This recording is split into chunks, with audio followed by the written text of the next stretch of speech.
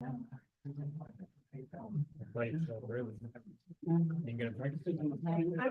Kathleen, one of the editors of the Village newsletter sponsoring this event.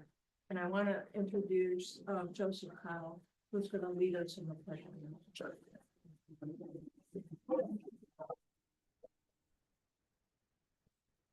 I pledge allegiance to the flag of the United States of America and to the republic for which it stands, one nation, under God, indivisible, with liberty and justice for all.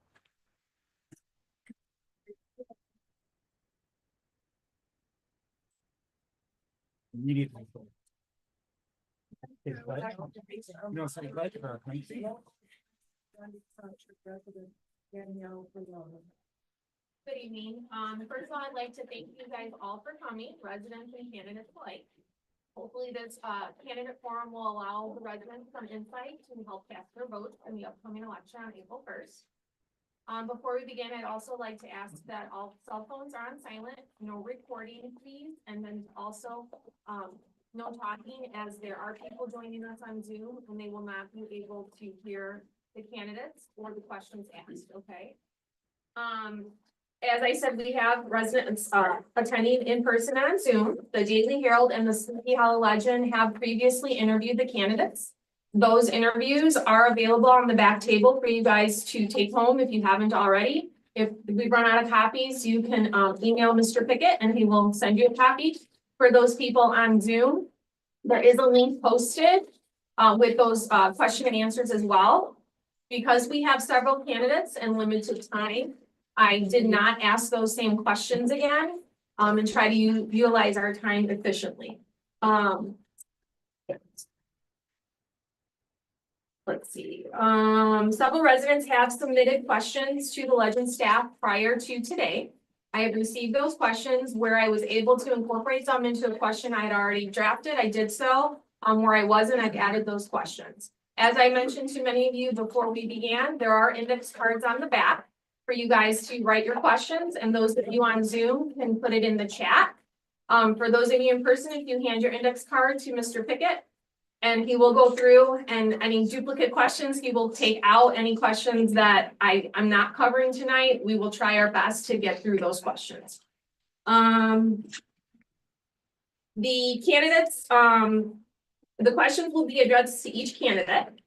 They will be posted as well when I read them on the back screen, because all 6 of you, because one is not in attendance, will have to answer. So I don't want to take up more time repeating the question. And by the time we get to the 6th person, you might forget what the question was. So they should be posted on the screen along with a timer to kind of indicate your time. Just for the residents, the candidates have not been giving these questions in advance, so this allows them to give authentic answers in the moment, okay? The only thing they have been given in as of yesterday were the guidelines, which is that each presidential candidate will have about 3 minutes to give an opening and closing statement, while each trustee candidate will have 2 minutes to give an opening and closing statement, and they will each have 2 minutes approximately to answer the questions. Unfortunately, one candidate, Don Biamba, was unable to attend today due to him having planned a spring break vacation with his family.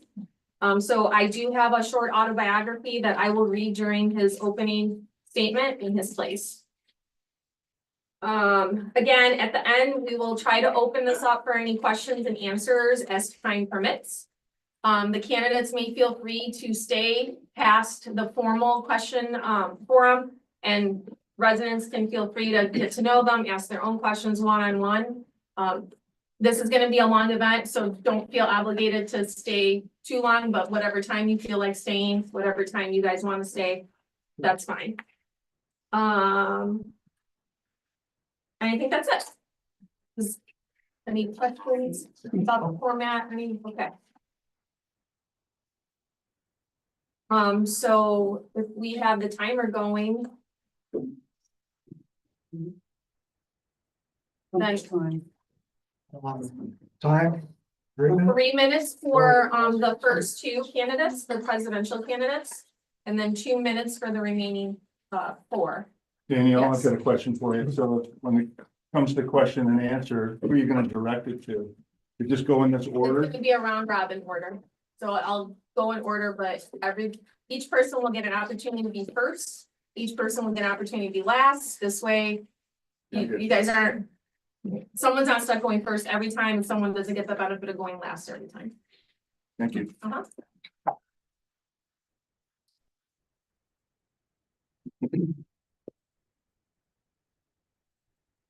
You see the clock up there? No, the clock, no, take that off and put the clock up. I would take that question off for right now, Okay. because they're just giving their opening statement.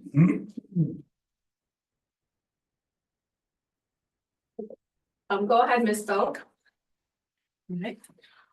Good evening, everyone, and I just wanted to say thank you to CM Parker, Kathy Eaton, Danielle, our moderator, as well as all the residents who are here, as well as those who are listening. This is a very exciting election season, and I'm really excited to see how many people have been engaged with it. My name is Courtney Boe, and I'm honored to be here tonight. I'm running for village president of Sleepy Hollow, a place that's deeply rooted in my heart. More specifically, I have grown up here. I rode my bike on the streets here. I delivered the local newspaper here. Sleepy Hollow isn't just where I live, but it's where I belong. I am running because I believe in restoring trust and open communication within the village. Too often residents have felt left out of the loop, and I want to change that. Accessibility is one of my top priorities.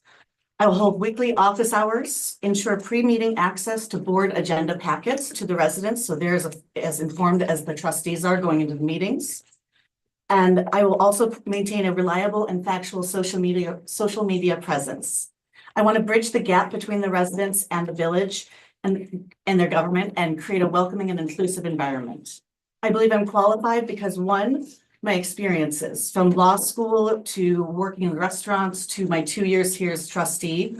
I have learned the importance of listening, mediating, and finding common ground.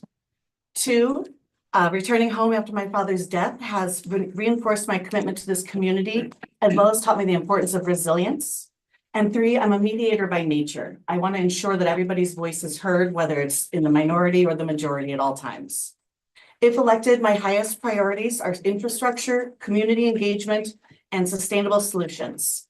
First, I'll address Sleepy Hollow's aging infrastructure, pursuing grants and alternative funding to help lessen the burden on the residents and their tax burden. I will also support community volunteerism for smaller projects while pursuing grants and alternative funding. Second, I'll revitalize our community spirit. I really like to engage with the residents, get them out for the Dundee Township Park District's music night, movie night, as well as our own 4th of July. And potentially, we've heard some wonderful rumors about other activities maybe taking place in the village as soon as this summer. Finally, I'll prioritize financial stability, and I'll be proposing a native rain garden initiative at no expense to the residents to combat watershed pollution and flooding. My goal is simple: to ensure that Sleepy Hollow remains a place where everyone feels heard, informed, and valued. I'm confident, but I'm open to learning, and I'm prepared to stand up for what's right. Moreover, I want to be the village president who guides my neighbors and the residents into this next era for Sleepy Hollow. Please remember, we've had as low as 20% turnout. Please speak to your neighbors, your friends.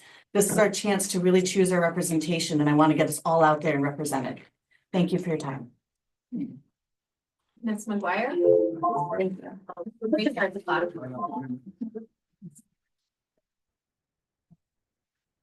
My name is Jennifer McGuire. I am 41 years old, raising my family here. I also wanted to thank for the opportunity to come here with everybody running. It's a rough go. We don't get paid to do this. This is all volunteers, so you have to respect every single person at this table for putting themselves out there to do this. I have brought notes tonight, but I plan on speaking from the heart. I know exactly, kind of what I want to say, what I think, and how I feel. I grew up here also on Surrey Lane. My parents still live here on Surrey Lane in the same house that I grew up in. I moved away for college, for a short time lived in Elmhurst and Itasca. Once my kids hit school age, I brought my kids back here to be raised the way that I was. It's a community that I think is important for children to grow up in. The school systems, they have a potential to be better, but they're a great school system to raise our kids in. Teachers that care, staff that cares. My goals for our community is to bring us together with other communities, build financial stability, bring us closer to work in partnership with the school district. I've been involved with the community for a lot of years, for the last 8 years, actually, to be exact. I've volunteered at the schools. I volunteered with a group called Safer Together, Sleepy Hollow. I've been on the Parent Advisory Council for District 300. I've been involved for a lot of years. I know what some of the issues are, and I know the people and how to bring us together. So my goals are to bring the community together while facing the tough things that we're facing. We want to build the financial stability, again, take the tax burden off. Our taxes were raised by several different sectors of our property taxes. I plan to be present and fight them and raising our taxes, the maximum 5%, which everybody can do. I'll be present in those conversations that we don't want to raise our tax burden. They're high enough. This is going to be a big, big part of it. And we're going to do that by bringing in businesses that can help us actually with the budget. So those are going to be the big focuses that I have on this community. Okay, again, remember for the trustees, it's 2 minutes. 2 minutes. Sorry. That's okay.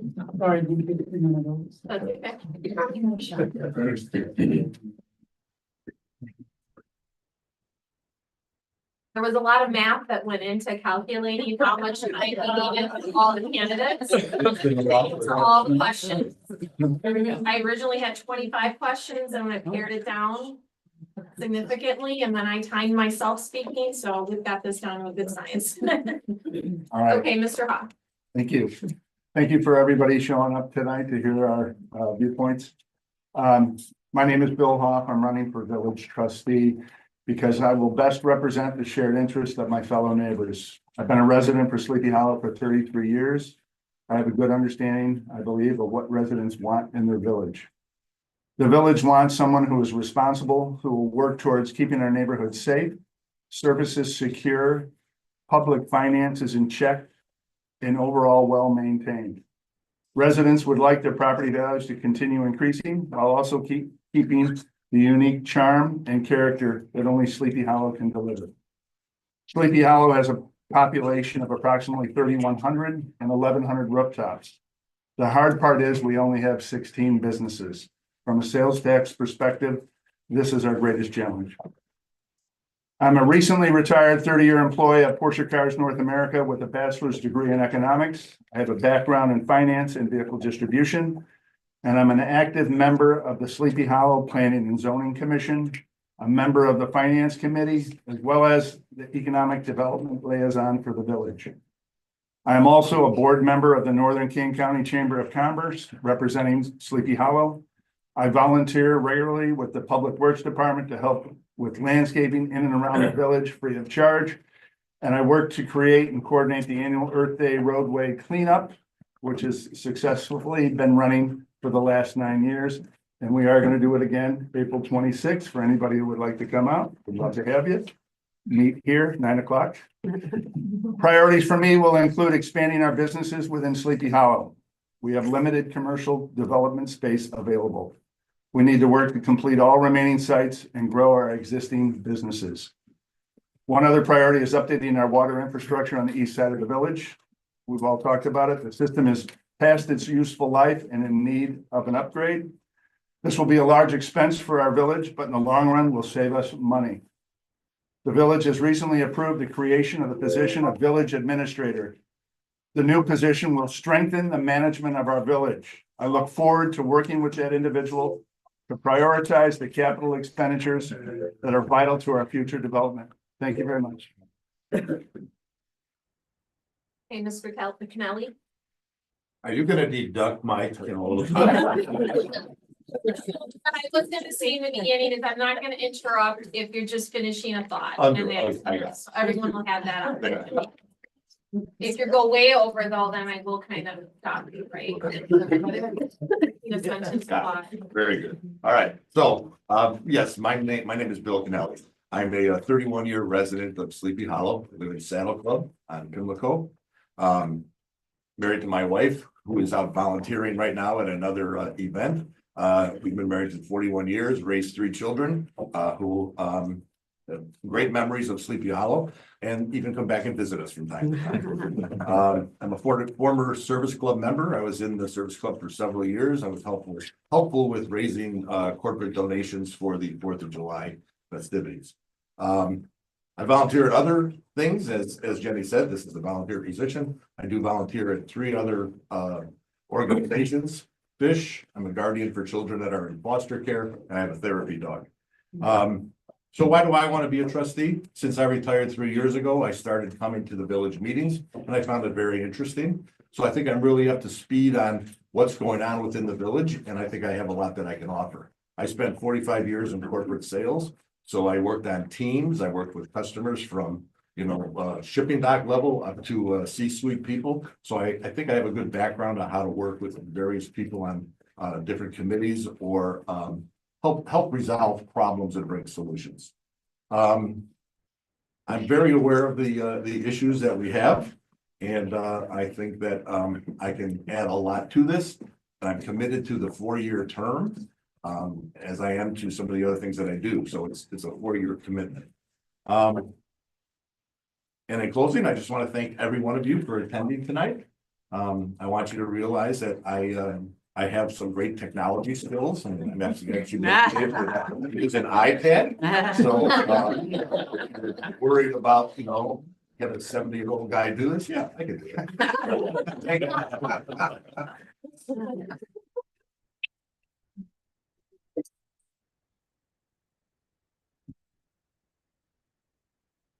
Hi, Ms. Lacerda.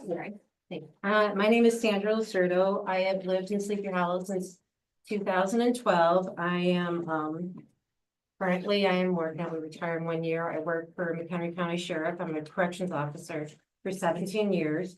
Prior to that, I also worked with in a high school as a paraprofessional working with kids that behavioral disorder, so I kind of graduated to the adults. Yeah. So anyways, the work that I would do with my kids, so this is very new to me, I'm sorry, this was like kind of a last minute decision I chose to run, is because I realized, like, talking with the neighbors and everything, we all have concerns that never seem to be addressed.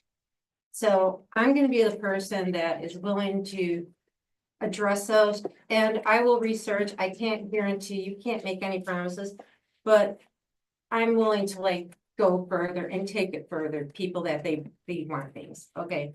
And I'm not gonna go into detail, but we all know what it is. We all have our complaints.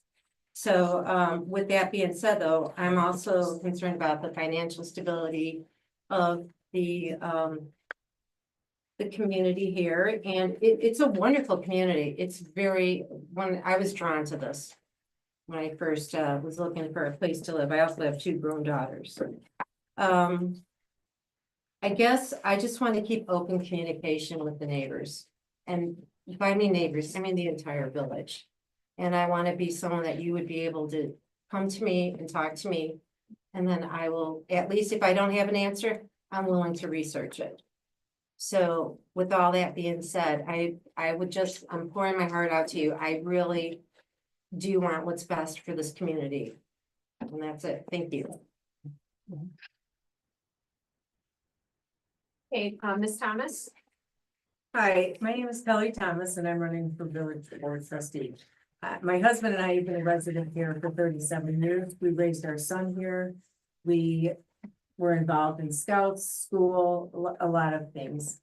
I have a financial background as well as working with high level C-level people at the company I was at, which required me to have some people skills, financial background, things like that. I started coming to the board meetings when I retired almost 3 years ago, and I was kind of interested in finding out little things. And I started asking questions to the village president, to the chief, the financial director. I had residents asking me questions and I just came in and tried to find out the answer for them. I did not make any promises. I told them, you may not like the answer I'm gonna come back with, but I am going to try for you. And that's what I have continued to do as a village trustee for the past 2 years. That's my goal for the next years, if possible, if I am reelected. And I want to keep the open communication. I want to rebuild the finances that we are all looking for. I'm involved with the park district. I've been going to those meetings as well because all of us do not like looking at the state of the pool that it is in. But we are making progress, so I want people to also know that. I've continued to stay involved with everything within this village, and we would not have stayed here did we not like it, like our neighbors, and just be involved. So I'm hoping to keep the communications open, keep the people asking questions, and as everyone else at this table, we can't make promises, but we can try to find an answer and work together. Thank you. And then I'm gonna go ahead and read this on behalf of the candidate Don Zambo, who was able to be here today. He writes, I am writing this letter because I will be unable to attend the meeting on March 26, 2025, as I will be leaving on vacation that day for spring break. Hopefully, we can share this at the meeting, which we're doing. I was a trustee from 2001 to 2021. In 2020, my company was going through a merger and I was working long hours to merge both accounting and operating systems. That's the reason I didn't seek re-election in 2021. I retired in 2022 and now have more time to devote to the village. I've since rejoined the finance committee and have attended the majority of board meetings since September 2024. I am concerned that no one on the board of trustees has a finance background. This is the reason I am running for trustee in the April 1st, 2025 consolidation election. I believe I am qualified for this position as I served 5 terms on the board of trustees in the past 24 years. I worked over 40 years in accounting and finance. I received an MBA in finance and I passed the Illinois Uniform Certified Public Accountants exam. The only agenda I had in the past was to keep the village's finances in the black. Early in my first term, a hot item was leaf burning in the village of Sleepy Hollow. I pushed to have a referendum on that topic. The result of that referendum was the residents voted almost 4-1 to keep leaf burning in the village, and then voted to allow leaf burning in the village. Since I left office, the topics of allowing fences and allowing sheds in the village were brought up by the board of trustees. My position on these issues is I would vote against allowing fences and vote against allowing fences and allowing sheds in the village. I can't comment on the storage facility project along Higgins Road at this time as I don't know all of the facts. Again, I am sorry for missing the meeting on March 25th, 2025. I hope this letter provides a little of my background, and I really want to be able to serve the village residents once again.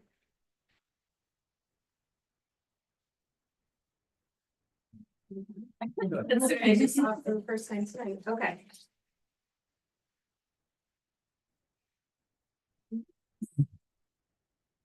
So it'll be 2 minutes again to answer the questions, and they'll be posted on the board so you can see it on the screen.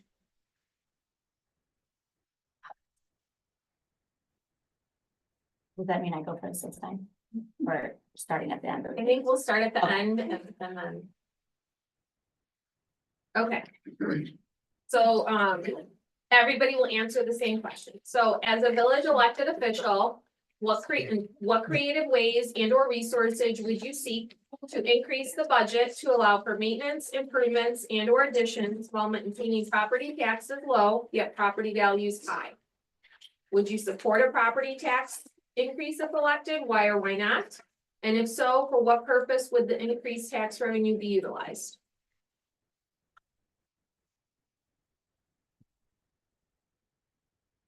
So Ms. Boe, you can go first. Okay. Well, as many of us are aware, we had some struggles with our finances as of about 8 years ago, back in 2018. I'm very encouraged with the progress that the village has made with the financial resources we have. For those of you who don't know, Eugene Van, he's our finance director.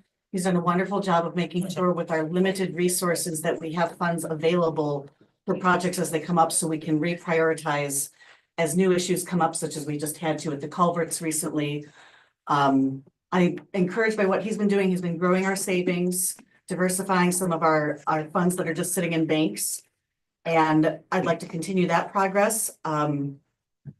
As for creative solutions, there's one sustainable solution I'd like to propose, and that is a native rain garden initiative, which I briefly touched on in my introduction.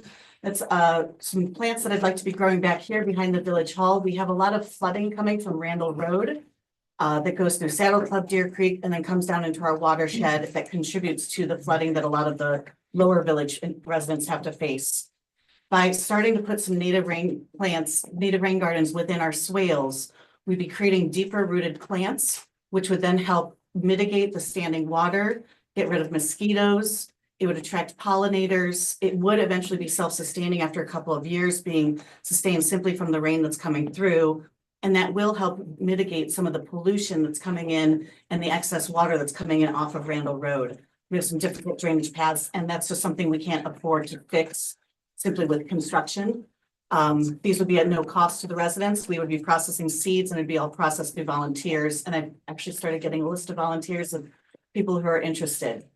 Aside from that, I think we need to start saving. We had a good time, or we were able to spend and get some resources recently through recent federal funds, but I think we need to take a conservative approach and see where we are with state and federal funding here in the next few years. Thank you.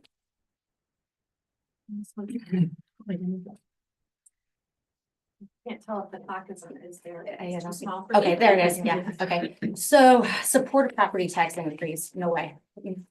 Not only will I not support it for the Sleepy Hollow part, but I will not support it for the ECC part, the school district part, the township part, the library part, the park district part, none of it.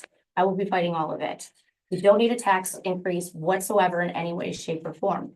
Now, what I propose instead is businesses. Find out which businesses we want to attract in our community, and we go out and we get them. And we figure out a way to attract them to us. Taking businesses because it's our only option is not a good plan. It doesn't make us money and it doesn't keep our residents happy. We want to keep the sanctuary within our community, but we're surrounded by 4 major roads where we can put, well, I guess 3 major roads that we can put businesses on or near. Okay, so we have 4 to 6 open spaces to put businesses right now. Say at the max 6, we got 6 opportunities to go out, find a business to bring us in money so the burden stops on the residents. Our taxes are high enough, it's out of control. So no, I would not support a tax increase, but we would go out and figure out a way to bring in retail tax revenue, liquor tax, gambling tax, CBD tax, whatever it is, THC tax. But those are the people that should be paying our bills, not the residents. We pay enough. Go ahead. Let's go. That's so good. That was good. Libertarian shit, I admit Can you make the clock a little bit bigger by chance? There you go. That's good.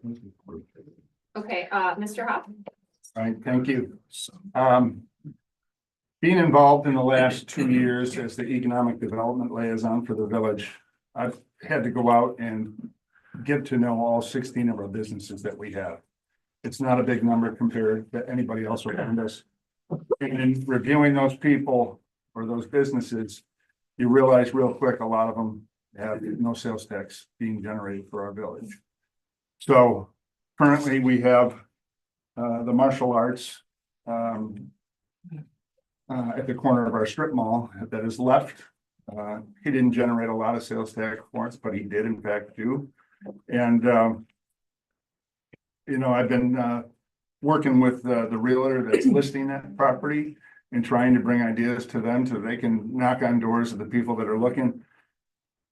One idea that I have that I would love to see in there that could generate us a lot of volume is a restaurant.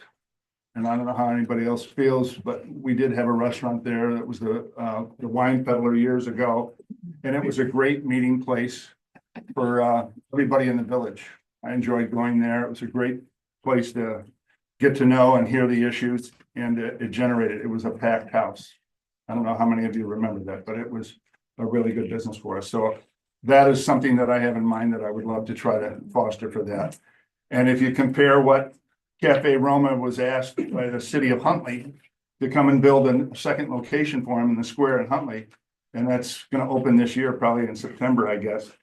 That's the kind of connection that we need to make with proven businesses that can take on another location and grow and generate some sales tax for us.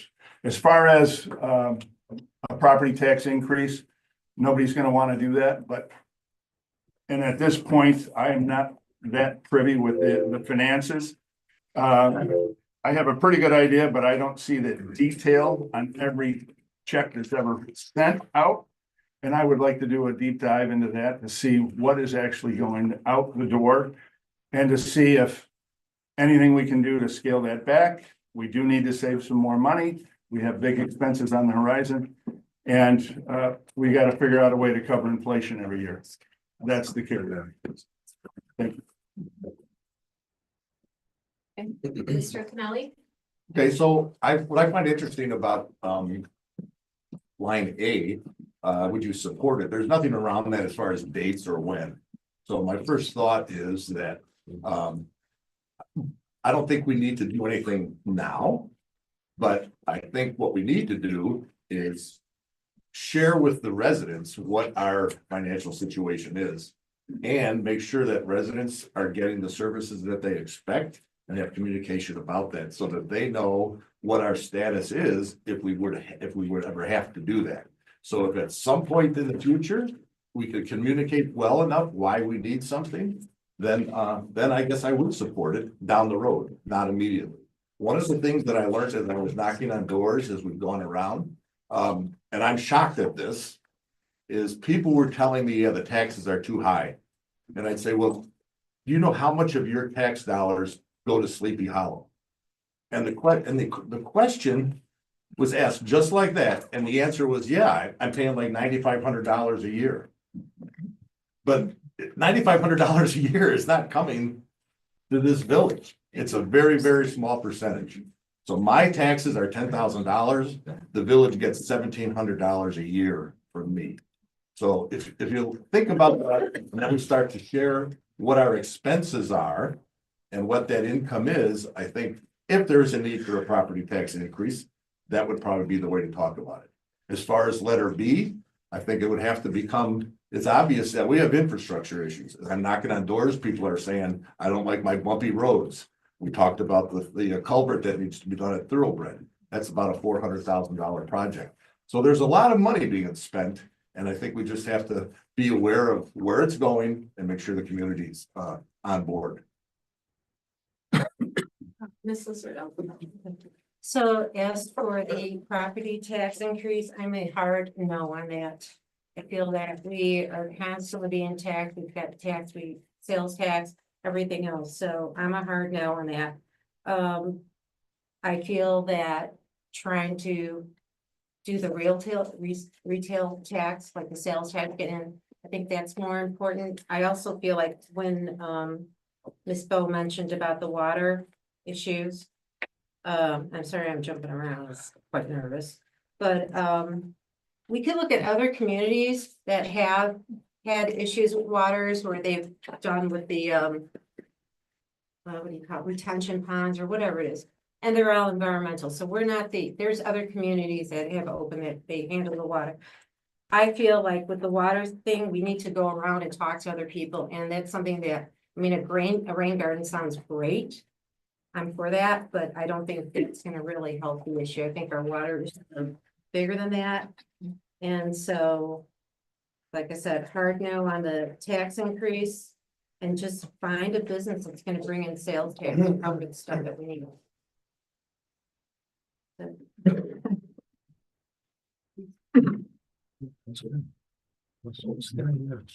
Okay, Ms. Thomas? I am. As far as the property tax increases, I feel that we need to make everyone aware of why we would potentially increase taxes. to make our roads better, to bring more businesses in and get taxes from them. But we have to get the right businesses and we have to get something that's going to bring money for this village. There's a lot of, you know, you've got water main issues, there's many issues. And I think that our taxes, as Bill said, Bill Kennelly, a lot of people don't realize, and I found that out too by knocking on doors, people don't realize that we do not get a lot of taxes to the village, which makes it difficult when you're trying to, you know, you're sending money out to try to take care of some of the stuff that we need. And we aren't getting as much in as everyone thinks. But I think if we make people aware and make it clear to the residents, so not off the bat, not raising taxes, but make everybody aware of why we potentially might need to do that, so that they know that it's going to cover this, this, and this. I'm a visual person, so I want to see it line item and line item. I don't want to hear that my taxes are going up by this much. I want the residents to know your house is this much. This is what your taxes are gonna go up. Your house is this much, this is what it's gonna be, and this is what it's for. Line item by line item, not just one lump sum. That's fine. All right, so we'll move on to question number 2, and we will start with Ms. McGuire, or, right? Yeah, Ms. McGuire this time. Taking into account the character and the property value of the community, are upheld, how would you feel about the following? Recreational and or commercial vehicles such as RVs, campers, boats, ATVs, company vans, or trucks parked in driveways. If sheds were allowed, what parameters would you like enforced? If fences were allowed, again, what parameters would you like enforced? Are there any home improvements that you believe should be reviewed in terms of code requirements, permits, and or enforcement? And what about the limited commercial property and any restrictions on its use?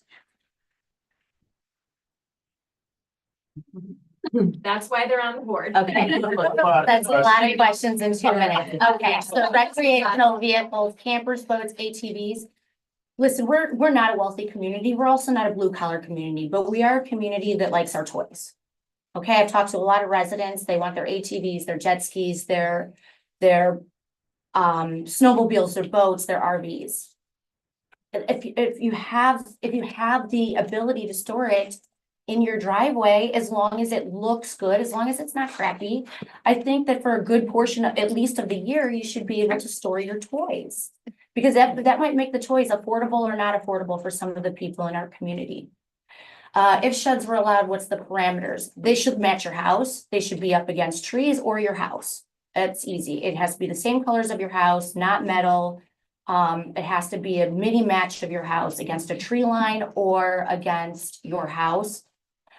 Should not be near your neighbor's property.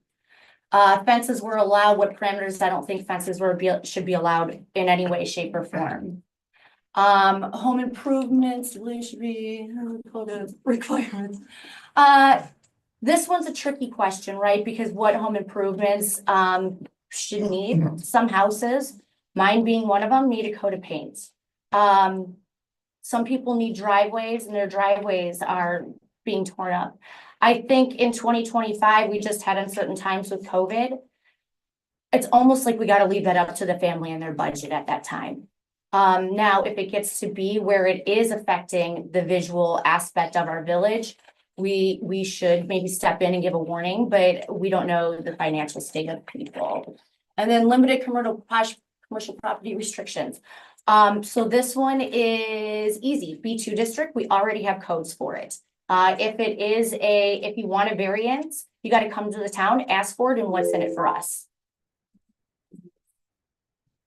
Just a quick reminder, because I saw it, you couldn't read that. They're also behind you in case you can't Okay. read it. Oh, thank you. Okay, Mr. Hoff. All right, recreational vehicles. I am satisfied with the way we have it right now. The boat needs to be gone November 1st. It can come back April 1st. Campers, I think you can bring it in for a weekend. But I mean, I don't think any neighbor would like to see a camper outside their window.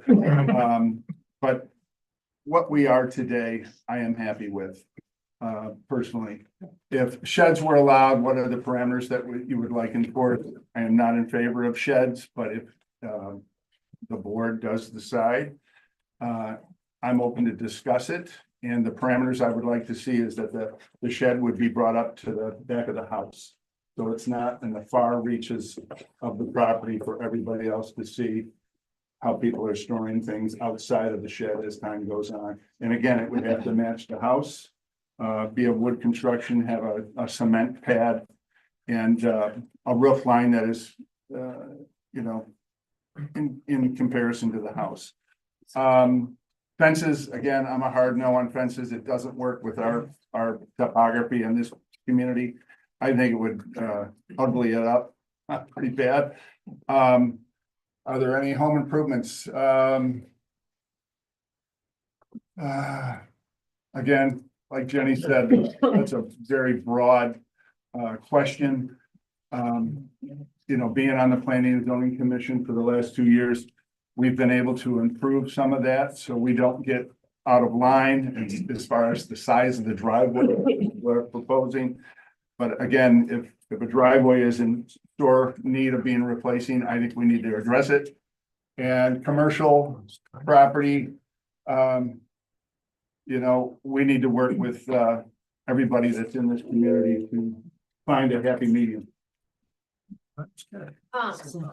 Before you answer, I just want to, something I forgot to say in my introduction. So I reviewed the questions that the legend asked, and I reviewed the survey that the village sent out and the resident responses to kind of figure out what the hot topics were and to kind of develop these questions. So, and then I had originally 25 questions that I crammed into like 7. So that's why they're kind of a little sub-party and longer. So, and they all stem from a lot of those repeat comments from residents, and or I wanted to avoid questions that were already asked. So just wanted to say that real quick.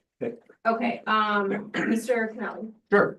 So, as far as like Bill, I think that the accommodations have been already made and they are part of our ordinances, so I would support what we already have.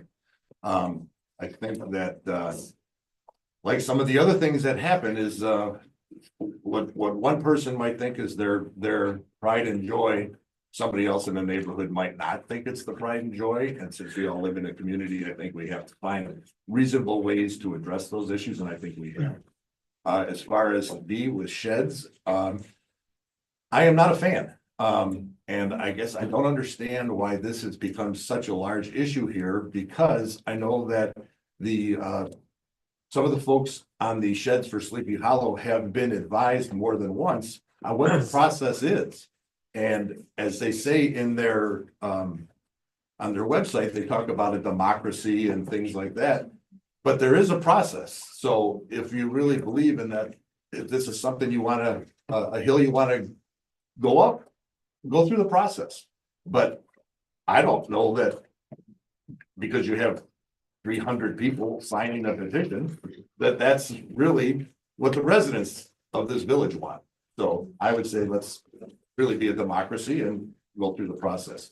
I'm totally against fences because this is one of the things that attracted me here and a lot of other people was the open green space and the wildlife, and I wouldn't want to see that changed.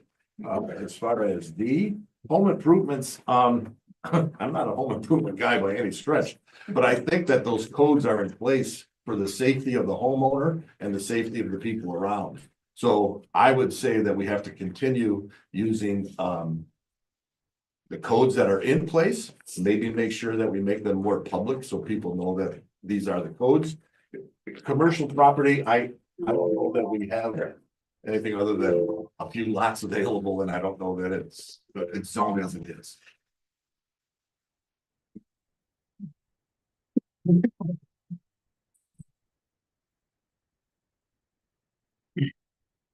Do you have the timer on? Okay, Ms. Lacerda? Okay, so the recreational for question A, I've never even noticed anything, so I think it's fine the way it is because I've never seen anything that would offend you or anyone else. Sheds, I'll illustrate that. I'm for sheds. I feel that it's your property. There would be probably some rules like how far away from your neighbor or from the boundary it is. I mean, sheds would be, as far as I'm concerned, store your lawnmower, store your snow blower in there, it'd give you more room in your garage. And it would clean up maybe the things that people find offensive. They don't like seeing bikes out there. So I am for the sheds. Fences, Sleepy Hollow is obviously founded on open space, so I would say no to the fences. Home improvements that you believe should be reviewed. That's kind of tricky because I'm not sure, I'm not really familiar with the codes. So I'm sure if somebody painted their house hot pink, people would be offended. So I really don't know that one. So that one's gonna have to. That's a questionable for me. And the commercial property, I think I would rather see. Commercial property, I'm not really familiar with. I mean, if you're talking about the storage shed, I'll tell you right now, I don't like it. So, I really would have to do some research on that. I can't give an answer.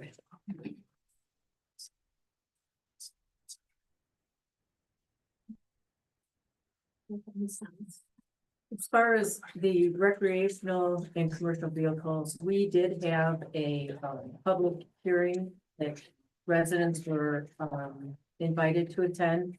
And the code was rewritten for them to, in favor of, some people felt it was in favor, some didn't, but it really increased what residents wanted. So I think that we did a good job, or the chief and the code enforcement people did a good job of setting that all up for them.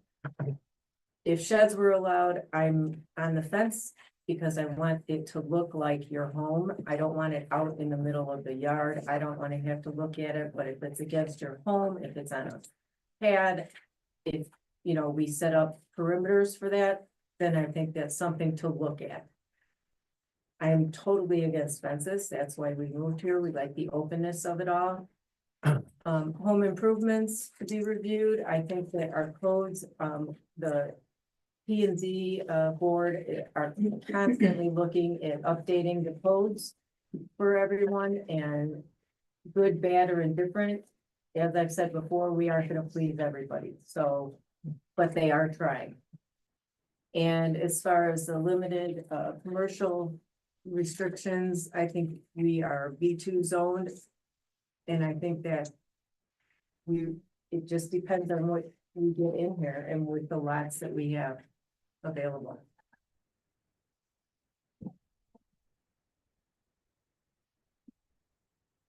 Okay, moving on to question 3, and we'll start with. Courtney. Oh, I'm sorry. I apologize. Don't forget to go back to Courtney. I apologize. Misspoke. All right, so bear with me if I repeat some of these. I'll try to not do that as much. With respect to RVs, I agree with some people have mentioned before. I think the chief did a really great job of hosting, I think it was 2 town halls in order to get feedback directly from the residents to the open door policy. They discussed it, so I think we should uphold what that is, or the current ordinance as is. With respect to sheds, I mean, this has always been a hot button issue, even as long as I've been here, and my family's been here since 1984. My dad and I used to dream about a wood shop and a ballet studio in the backyard, but we knew we couldn't have it because of sheds.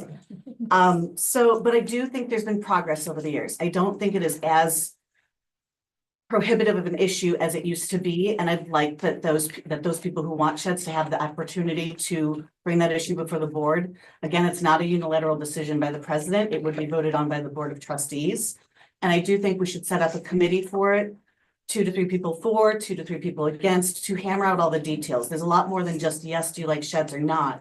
You need to consider that we have 5 architectural different styles within the village. What types of sheds would go within those?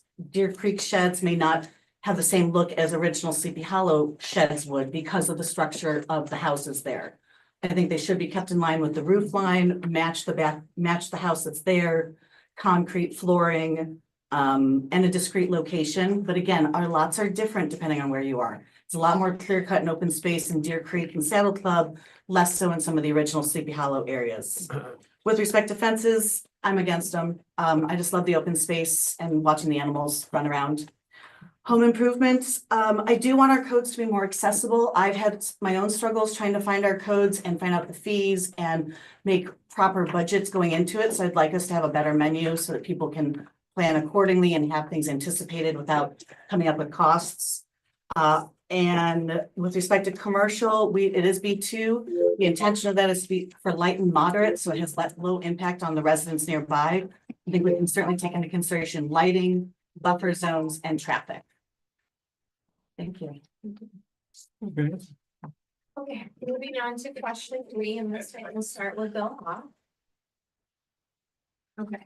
Do you believe the village is overstaffed or that any official, employee, or department is underperforming? Why or why not?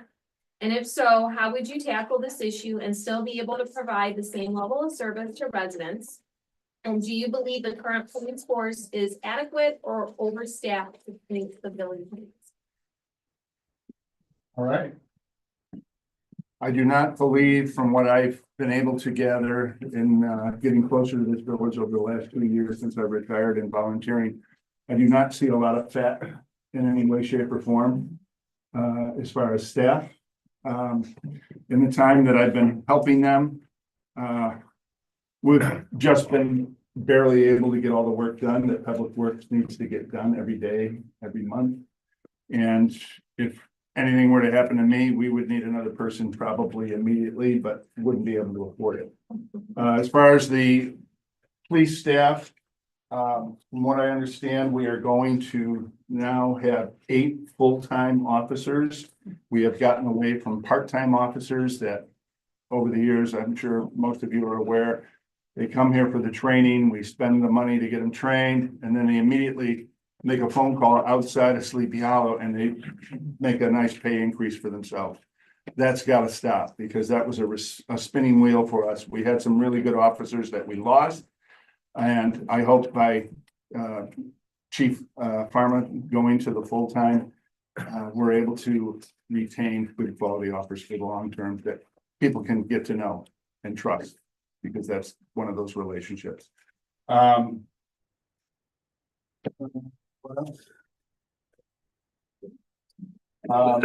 Again, I don't think we can go backward with any services to the residents. So I would say keep it static. Thank you. Mrs. Serto, I'm sorry, Mr. Kennelly. Yeah, knowing that I was going to get onto the ballot, I decided to spend some time with each department head. So that I would get a better feel for how they do things and what their processes are and what their concerns are, near term, long term. And it was an interesting several hours that we put into those meetings. I do not believe there's any overstaffing within this village. And I would invite any resident that feels that way to make sure that we talk or meet the department heads and have a conversation. I'm amazed at what our Public Works group does with 3 employees. And I don't even know the number of pieces of equipment, but it's a bunch. And I think that the work that they do, as far as everything that they do, it's also like a miracle, to tell you the truth. I think the next thing from a head count would be the police department. I spent quite a bit of time with Chief Parma. And as Bill said, the move from a churning wheel of part-time people, along with the training that's required and the background checks that are required and all the pre-hiring that's requirements. Being able to go to full-time has been the direction that's best for us. I think if anybody has any questions or concerns, we should talk about that, but I don't see any excess people or unnecessary processes. Now, Miss Lister. Thank you. Sorry.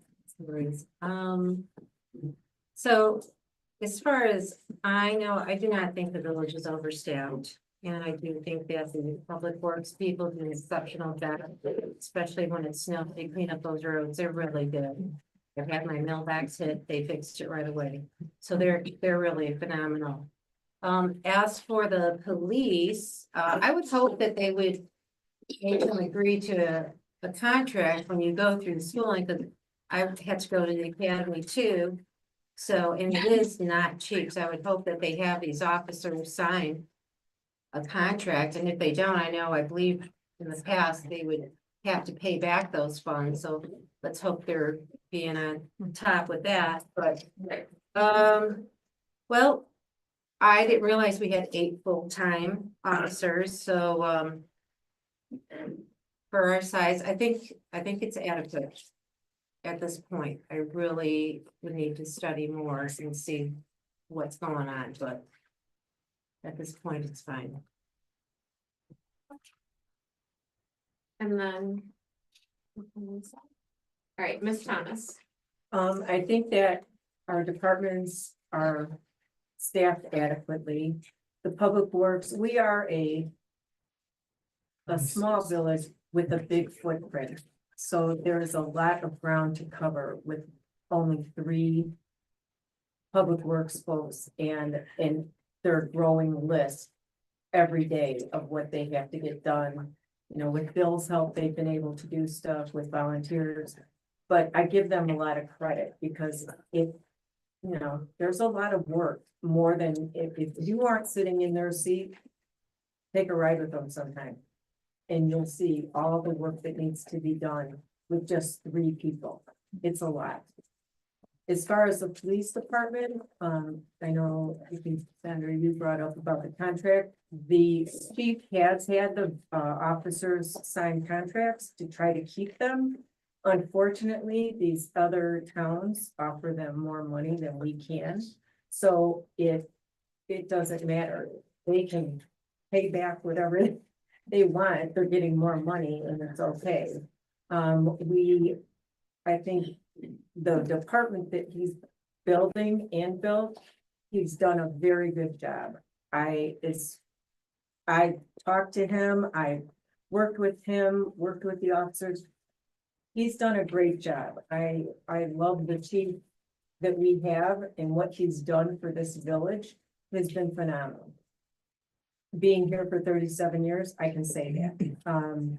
But I think he's got enough officers and he's got the backup from other surrounding towns. If someone's, tied up or they need 2 officers or something's going on, because you have to have an officer fight with the fire department and all that. And the chief is even out there. So that's the other thing. And he has a lot of admin work that is involved now with police departments that he needs. So he can't do everything. Hey, Ms. Bowe. I do not feel that the village is overstaffed. I think we have an adequate number of staff, and actually I quite like all of them. As we've said before, we have limited resources in this village, and I think they utilize them effectively, efficiently. And what I love is we still get the small town charm of a person that we talk to when we need to call in with an issue. As for underperformance with respect to employees, to be fair, this is more of an executive session question. Personnel should not be discussed candidly. I think it can lead to liabilities with respect to the village, as well as it can just be hurtful. So I think that's something that the new board can certainly assess once they take seat next term or in May, I suppose, and ascertain the personnel at that time. And with respect to police, I'm a big fan of Chief Parma. And I think he's done an extraordinary job, especially with the open door policy that he has. I've spoken to him countless times. He always makes time for us, makes time for people who come in to speak to him, explains his thought process behind things, very open. And I came to him with a concern about the speeding on Joy Lane last fall because I'd spoken to a resident. And within a couple of months, he had a traffic box up and we were able to start monitoring the number of cars coming in, the speeding, the hours with which they did it.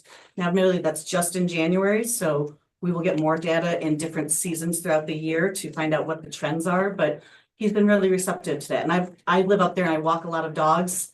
purposely on Joy Lane between 3 and 5 to watch the traffic. And not only did I see an officer out there today, I've seen them parked over by Deer Creek, driving around, and they have a much better presence than I think we had been seeing recently. And I think he's been really receptive to our concerns and getting the police out there. He does a lot with limited resources, and he's also very resourceful with respect to meeting unfunded mandates by finding grants or other ways to keep the budget reined in with respect to the police.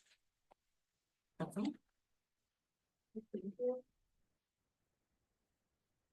Okay, Ms. McGuire? Thank you. So I don't believe that our village is overstaffed by no means. If anything, we have the opposite, with Public Works barely possibly being understaffed. I believe that all the departments should get a chance to flourish under my leadership. It would be hard to judge them not under my leadership. I've been a known leader in professional world for a long time. So I've had a lot of people flourish underneath me. So I believe that we should definitely give them a chance to see what they're capable of under new leadership.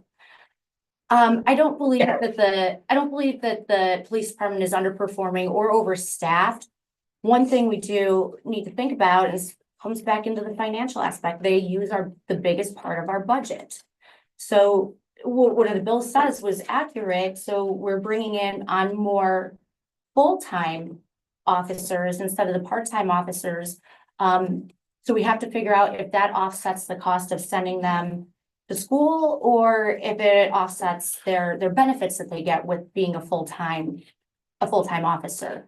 So that would be something that we need to compare from how it used to be to how it is now and do a cost offsetting to decide which is the better way to go that direction. Also, during COVID, we had a good part of our police department all catch it around the same time.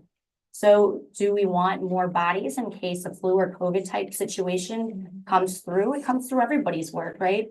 So that's what we want to do is if we want more bodies, less benefits, if we stop turnover, and then in turn that keeps our budget from being utilized more than we need to. So we'd have to go back and forth, and we don't have enough data yet because we just switched over to these full-time police officers. So I would say in a year or two, we relook at that data and see which direction worked better for us.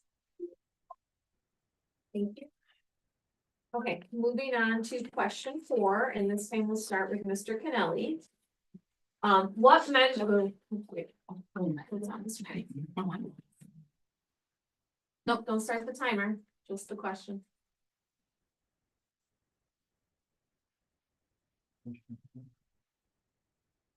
All right, what measures would you support to beautify, including commissioning public works of art such as murals, statues, or monuments? Maintain and or expand recreational amenities such as parks, walking and bike trails, sports courts, pool, etc. within the village boundaries? And how would you fund such measures? Wow, that's a lot. And coming after the tax discussions that we had earlier, there's a lot of expensive things up there.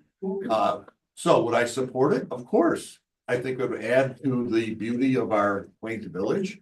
I think it would also require that we have some volunteers that have the skills. Believe me, you don't want me doing anything with paint on the wall. How could I disagree with any of those things? But it does come back down to how are we going to pay for those things?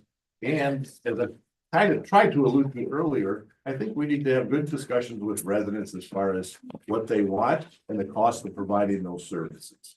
So I'm not going to use the whole 2 minutes. I agree with all of those things, but funding it, grants, if that's available, volunteers, if they want to do those kind of things.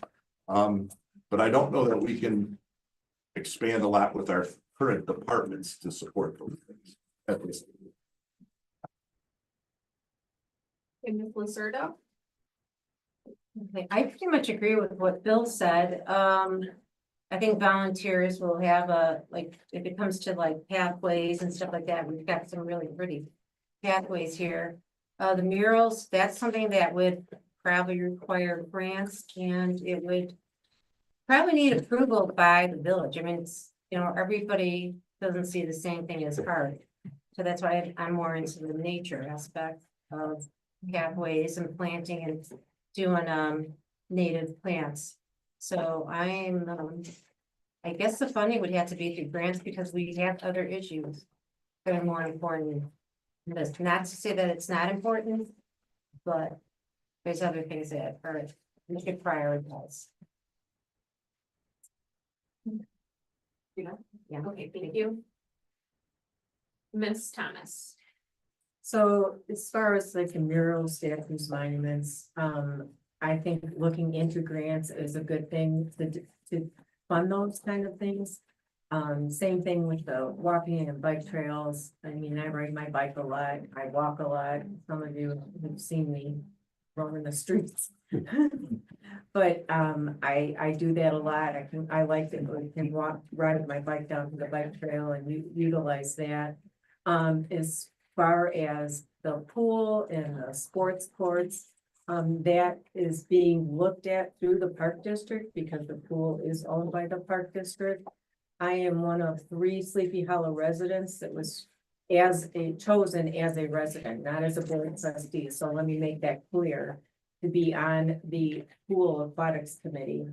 And there are residents from other surrounding towns on that, and we are looking at ways to get this pool back, also get one out at the rec center at Randall Oaks.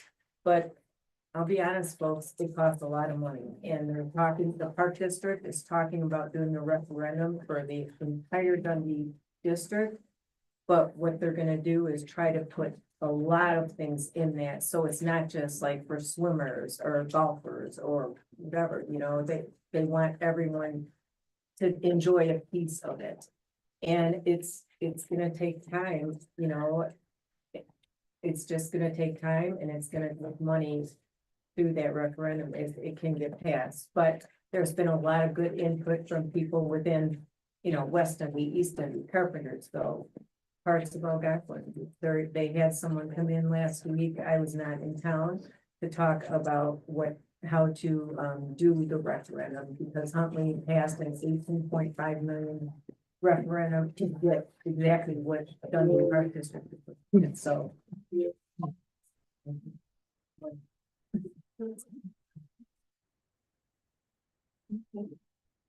Ms. Bowe? Thank you. Kind of like Phil Kelly said, I would support any measure that's gonna help beautify our village. I think that's one of the main reasons we've all moved here. Excuse me, moved here, live here, have come back here. There's a beautiful charm driving in, especially off of 31 onto Von Koski with the rolling hills. And then you come in and we have Sleepy Hollow Road, which is one of my favorite roads on the planet. But I do think that we can work on beautifying the village.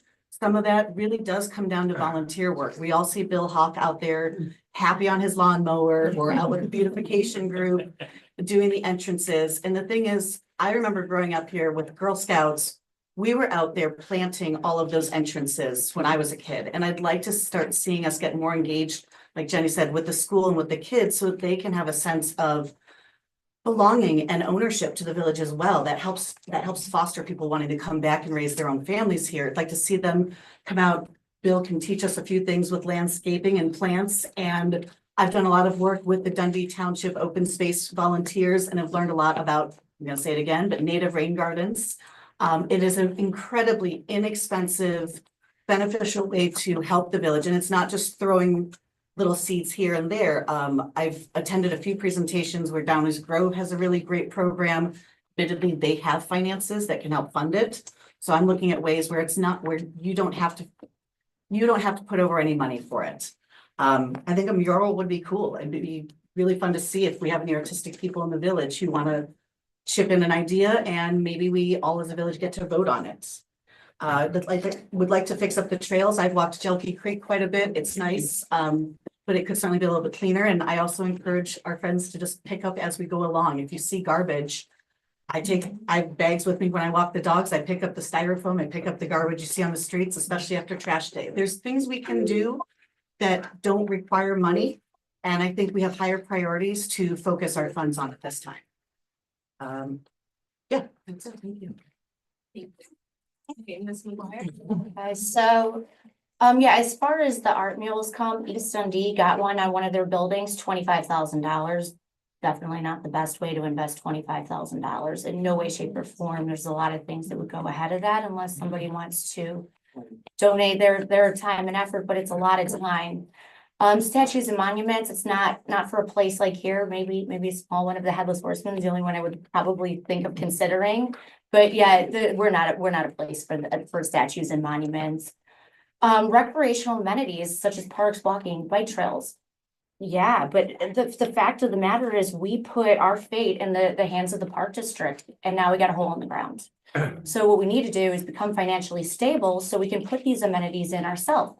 We need to do is look for grants and things like that that can help us pay for it. But depending on a park district, it just ruled us out of a pool for 5 years and an eyesore.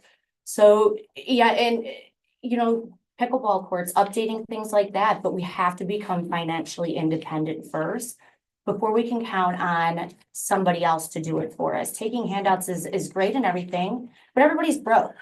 Park district's broke, the state's broke, everything's like that. So unless we focus on becoming financially independent ourselves to give us these luxuries, they're gonna go dilapidated just like the pool did. It doesn't make any sense to depend on other people to do it. Yeah. Okay, Mr. Hawk. All right, like Kelly stated, she's a visual person and so am I. And the look and feel of Sleepy Hollow, the way it's been for the time I've been here, is what always attracted me here. And that is what I'm trying to preserve. You go around and knock on doors and introduce yourself to a lot of these people, and you see some of the most beautiful properties I've ever witnessed, and I haven't been to them all until recently. And the landscapes and whatnot are pristine in so many cases. I can't say enough good things about it. But again, the harsh truth that I learned in the car business, it's always about the money. And if you have it, people are going to spend it. If you don't have it, you're going to struggle. So I'm with you on that, Jenny, that, finding money to do murals or Henry Moore sculptures or anything of that nature, that's really out of our realm of financial capability. That is why when I retired, I went right to work on the entrance signs in Sleepy Hollow because they were in disarray. Nothing against the Public Works Department. Those guys had their hands full with so many other things. They're the Water Department and Public Works and everything else. And when I started, there was only 2 guys. Now there's 3 full-time. So, I would love to build up a volunteer base of strong people with a strong back and an aptitude for landscaping, and we can tackle more of the things. I feel we've done so much in 2 years as far as entrance signs and around this village and around the parks at Sabatino that make it just more pleasant when you go there with your dog or with your child. And I still want to make it even prettier. If I can and my body will allow it, it's falling apart. But I'm all for that. This is what I believe in 100%. I'm very passionate about it. I could go on and on. Your turn. Question 5. And this one we will start with Ms. Lucerdo. Would you support or oppose a measure to bring well and septic homes into the public water supplies of Elgin and West Dundee?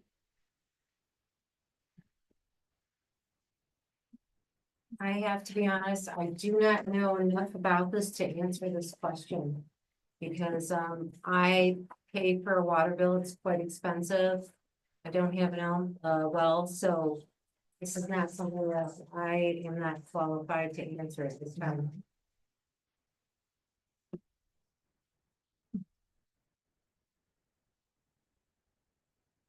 Okay, Ms. Thomas? My home is on septic.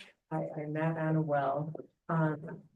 I don't know enough about the water systems and everything within the village. We've never had issues with septic, but I know people that have, and it can get very expensive, very expensive. replacing the septic systems or transferring over to, to public water. So it's something that I would like to invest in more so that I can, if someone comes to me, if a resident comes to me and has issues with it, I would like to be able to investigate it more so I can give them a proper answer. Ms. Boe? Well, let's start the time period. Ms. Boe? Well, as the water and sewage trustee, I can speak to this. So with respect, I would support it. It also depends on what the residents want. We have a little over 100 houses or so that have septics, about a little over 100 that are on well. Honestly, I've spoken to quite a few of them. Some desperately want to be on water. Some have absolutely no interest whatsoever. So I don't want to force it on anybody, but if we were able to get the water mains out there and specifically as the east side, I would like to do that. It is a very heavy, high financial burden to do that. Millions of dollars to get all of those people on water. We shouldn't have any restrictions on that in that respect. We contract for our water with the city of Elgin. That should have some ability to increase if we needed and wanted to. With respect to septic and sewage, however, a lot of the people who are on septic, more of whom you're going to see over on the west side of the village, up here on the hills, and then a few over here in the east side. A lot of these septic tanks are actually starting to age out quite a bit. We're getting some that are a few decades old. I do want to look into how those septic tanks are doing and any leakage into the watershed and make sure that they're all kept up. We don't have as much flexibility with shifting over to additional sewage if that's what the residents wanted. We contract with West Dundee on that, and currently they are restricted to 75,000 gallons of sewage processing per day. Right now, on average, we use about 33,000 gallons of sewage or process that per day. That includes all 1,100 households and the 16 businesses. This is something we're considering with respect to 1601 West Main as well, because we do have a banquet hall coming in that potentially could have up to 1,000 people. We need to consider the effects that will take on the sewage there. I don't think it's going to max it out, but when you have a lot coming in and there's a real thing called Super Bowl Sewage Sunday, because everybody gets up at halftime in the quarters around the country, you don't want to overtax your sewage. So that one's not a easy yes or no. It just depends if we can and if West Dundee has the capacity to expand our contract in that regard. Thank you. Okay, and Ms. McGuire? I would oppose measures to bringing well and septics into homes if they don't already have it. So we tell everybody what to do enough with their property. If they're on a well and you want to keep a well, why should we tell them that they got to be on city water and pay a bill? Got enough bills. Same with septics, right? So I got a septic. I would rather septic over sewer any day. We get it pumped once or twice or once every year or every other year.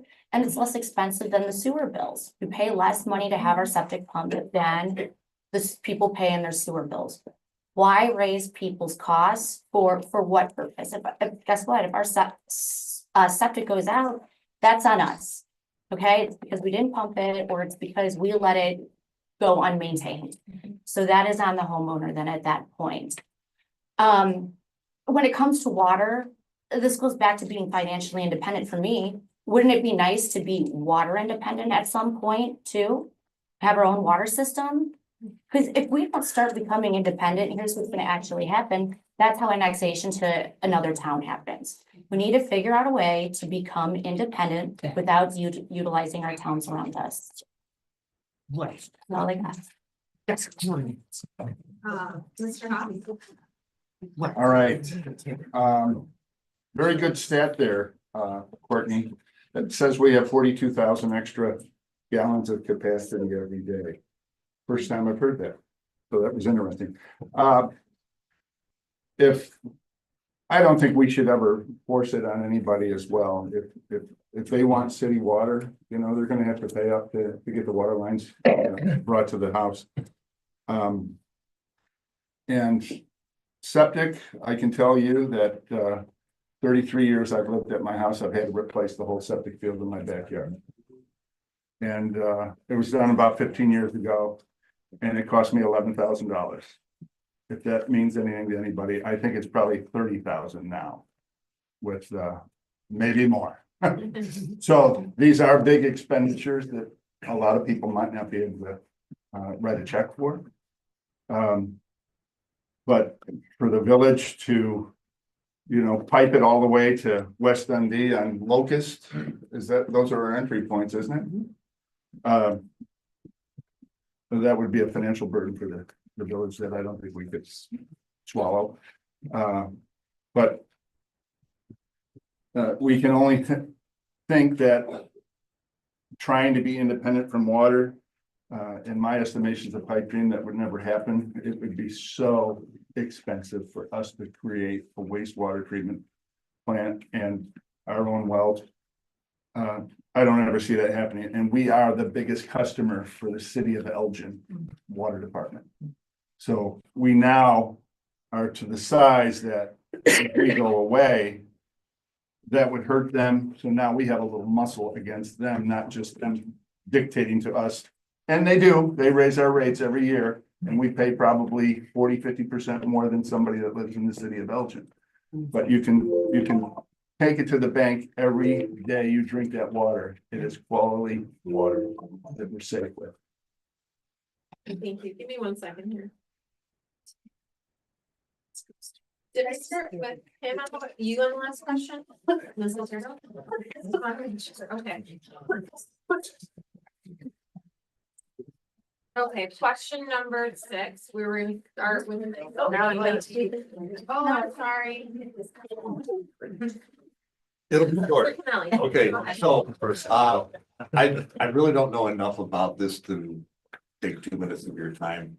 I just know that it would be an extremely expensive operation, or project. So where's that funding coming from? And I know that we do pay for our water, and we also pay through contracts with West Dundee.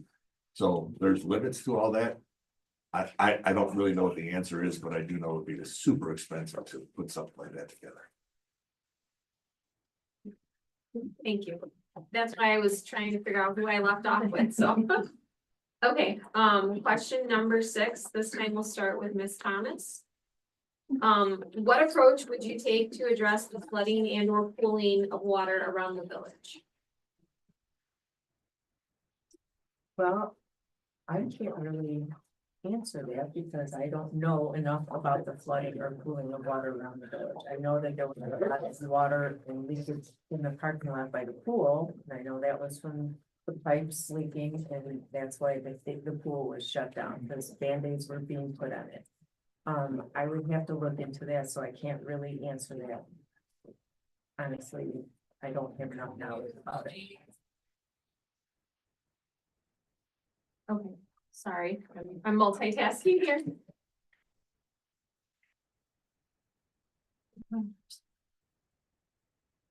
Okay, Ms. Boe? Well, we're back to water and flooding. So for those of you who are familiar with the history here in Sleepy Hollow, the village here, the valley area, is part of the oxbow of what's now the Fox River. It was part of the oxbow prior to. That means that what it did is it carved out here as a glacial carving. A lot of the land that we have down here in the village is very porous, very open. Imagine kind of a sponge. A lot of the land we have up on the hills is going to be your harder, dense clay. I live on basically a clay hill. I think it's made up of an anthill and clay, but we don't have the porous ground that you do down here. It makes for some difficult measures. We also have development that has been continuing up on Randall Road, which then, because once you start covering up more of the green area up there, when we used to have Randy's and the farm fields, when you start covering that up with concrete and parking lots, you create an impervious structure or impervious barrier. So all of the water, all of the pollution is going to go across to Randall into those retention ponds. And then that comes into Deer Creek and Saddle Club. One of the reasons Saddle Club, most residents are always talking about having their sump pump running all the time. I do not anticipate that this native rain garden idea of mine is going to fix the flooding problem.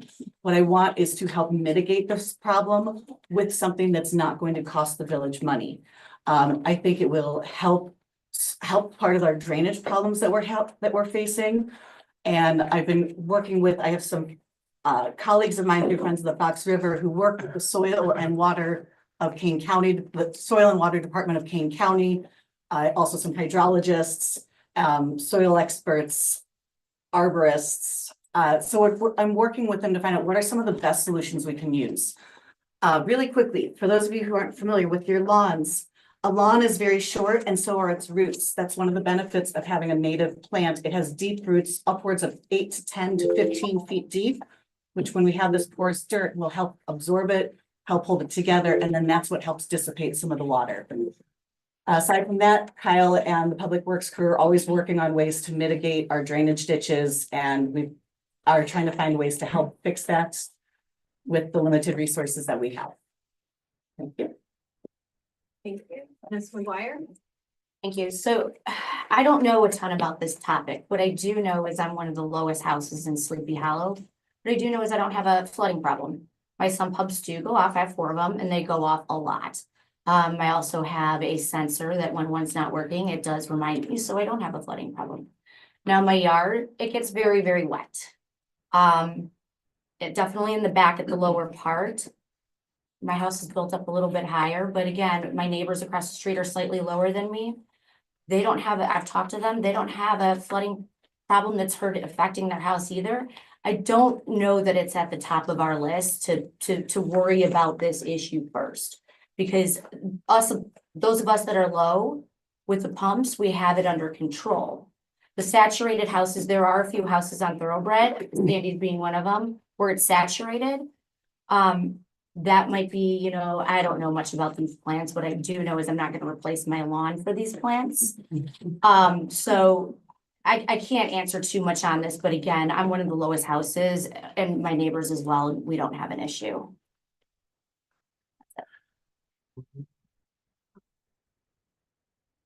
Mr. Hawk?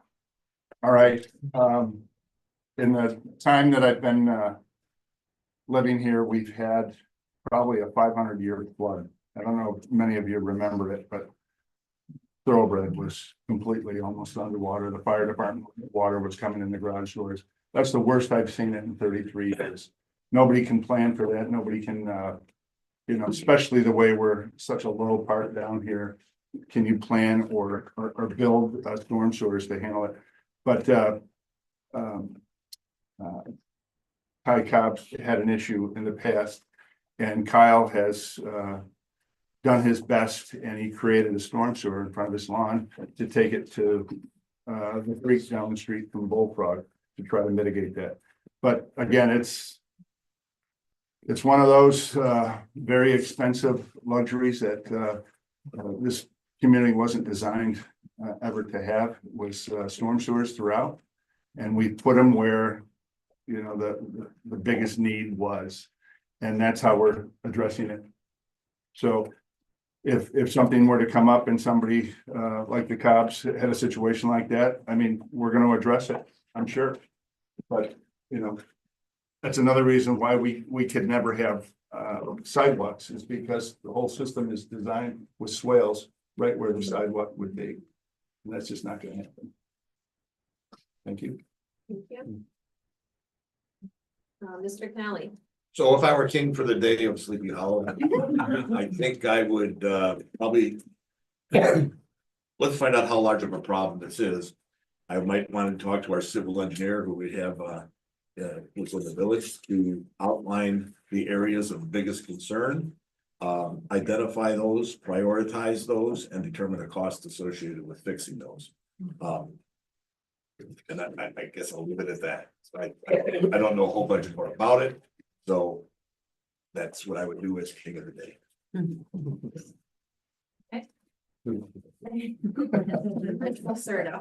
Hi, okay, so I did go through that along with my neighbors, and basically we did have dry creek bed. We still have water issues, we still have flooding. They did come out, the village graciously, they put a storm water system in there. So, and I planted river birches, I did bald cypress, those kind of things, because they do soak up the water. However, the amount of water that is there, you can drive down Thoroughbred and see it's in everyone's lane, like in their yard and everything. This is gonna take actually an expert, either Army Corps of Engineers or something, that they could either push that water maybe across the street, create a pond, Bred on bullfrog and thoroughbred, or the, like, take that soil, help build up the soil. My soil's all gone. My tree roots are all exposed and everything. And it's just not me, my neighbors too. You could see that their house seems like to be sinking.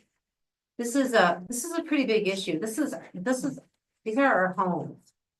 And I'm not the only one, so it's not just me. It's a lot of other people that are involved. So really, something like this, you can try to do as much as you can. But if it's the water from the Fox River and it's moving over, that's pretty big. So this is something that would probably require to hire either to get the Army Corps of Engineers, because they're the first ones that put the homes out there. And have them come out, or it's gonna take an expert to figure out what needs to be done. And then whether or not it's feasible. And that's my only response to that. This is my last question before the resident question, so I'm gonna kind of switch up the way I'm sort of doing this. So question 7, we'll start with Miss McGuire. And then we'll go to Miss Boe, so that who presidents can talk, and then we'll come down the line with the rest of the trustees, okay? So question number 7 for Miss McGuire first. If elected, how would you improve communication, transparency, and accountability between your office and the residents? And what is your opinion on a village social media presence? We have to have social media presence. It's 2025. Not only should we have Facebook, we should have Instagram and X, all the above. 2025, everybody has a different preference of what they use, post on them all equally, so everybody can do their preference. You only get an email if you sign up for it. Most people are busy. They're not going and, getting on and signing up. And I've gone through the process. It's like a couple page process to do, and then it glitches, and then it's a pain. You don't know if it actually went through and worked. So we should have some sort of way to get people's email addresses. I mean, all of us got email addresses and phone numbers for our election and know everybody's info. Pretty sure the village can get this info too. Text messaging situation as well. Everybody uses text messaging. Everybody else puts out official statements. Elgin puts out several official statements every day. We need to put out, when things happen, official statements. There are texting plans that you can get. They're fairly inexpensive. We have ways of getting people's info without them signing up. And we should be taking the steps to get their cell phone numbers and their email addresses. It's all out there. And then on top of that, shooting out email blasts, and then, like I said, all three social media platforms, so everybody can use the one that they prefer. Thank you. And then Miss Boe. Thank you. Well, this is one of my main issues for running. When I returned here and attended meetings, I had a hard time deciphering what was going on. And as I said in my introduction, a lot of residents here feel left out and ill-informed on what's going on in the village.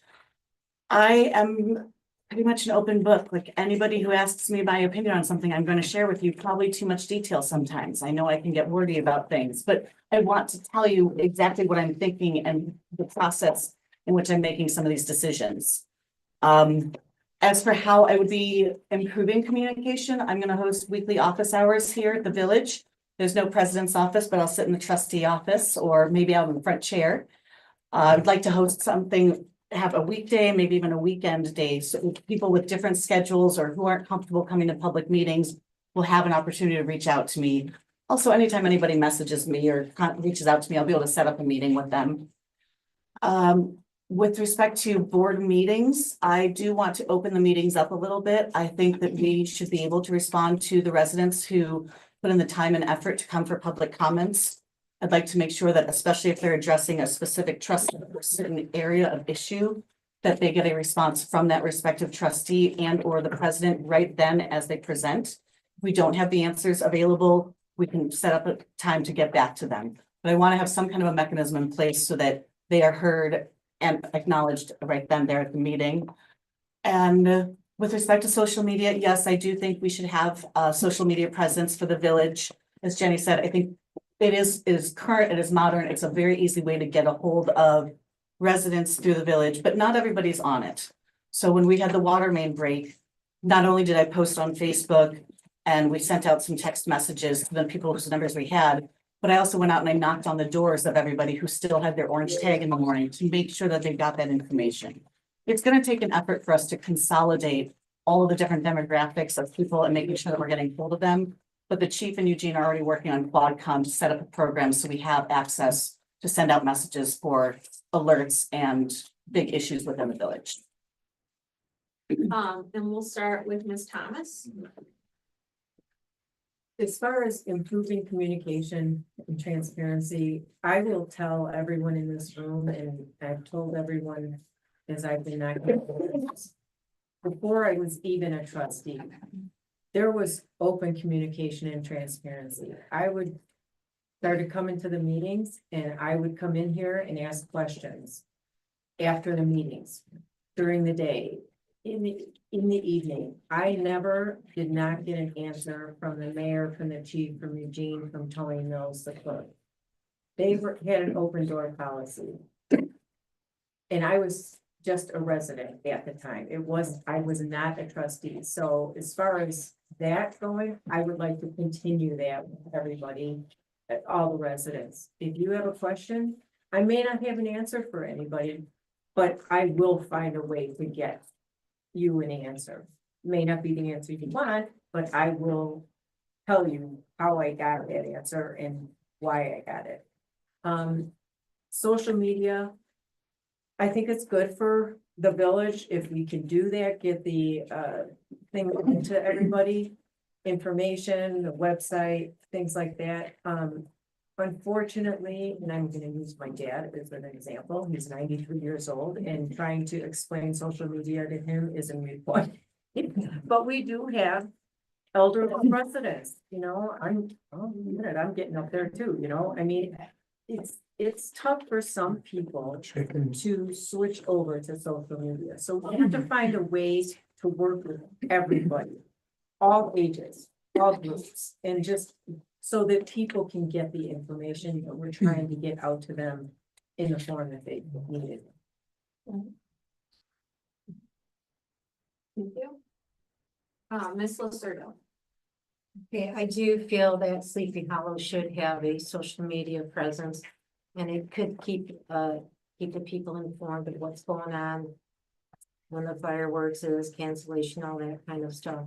And I agree with Kelly that we need to consider the elderly people that have no way to use social media and somehow maybe have some kind of a contact, or if you had a list of people that would need to be called or create something to help them out. So I know some people that just can't even drive, so I think maybe have something like a contact list that we could let them know, hey, this is gonna happen this day.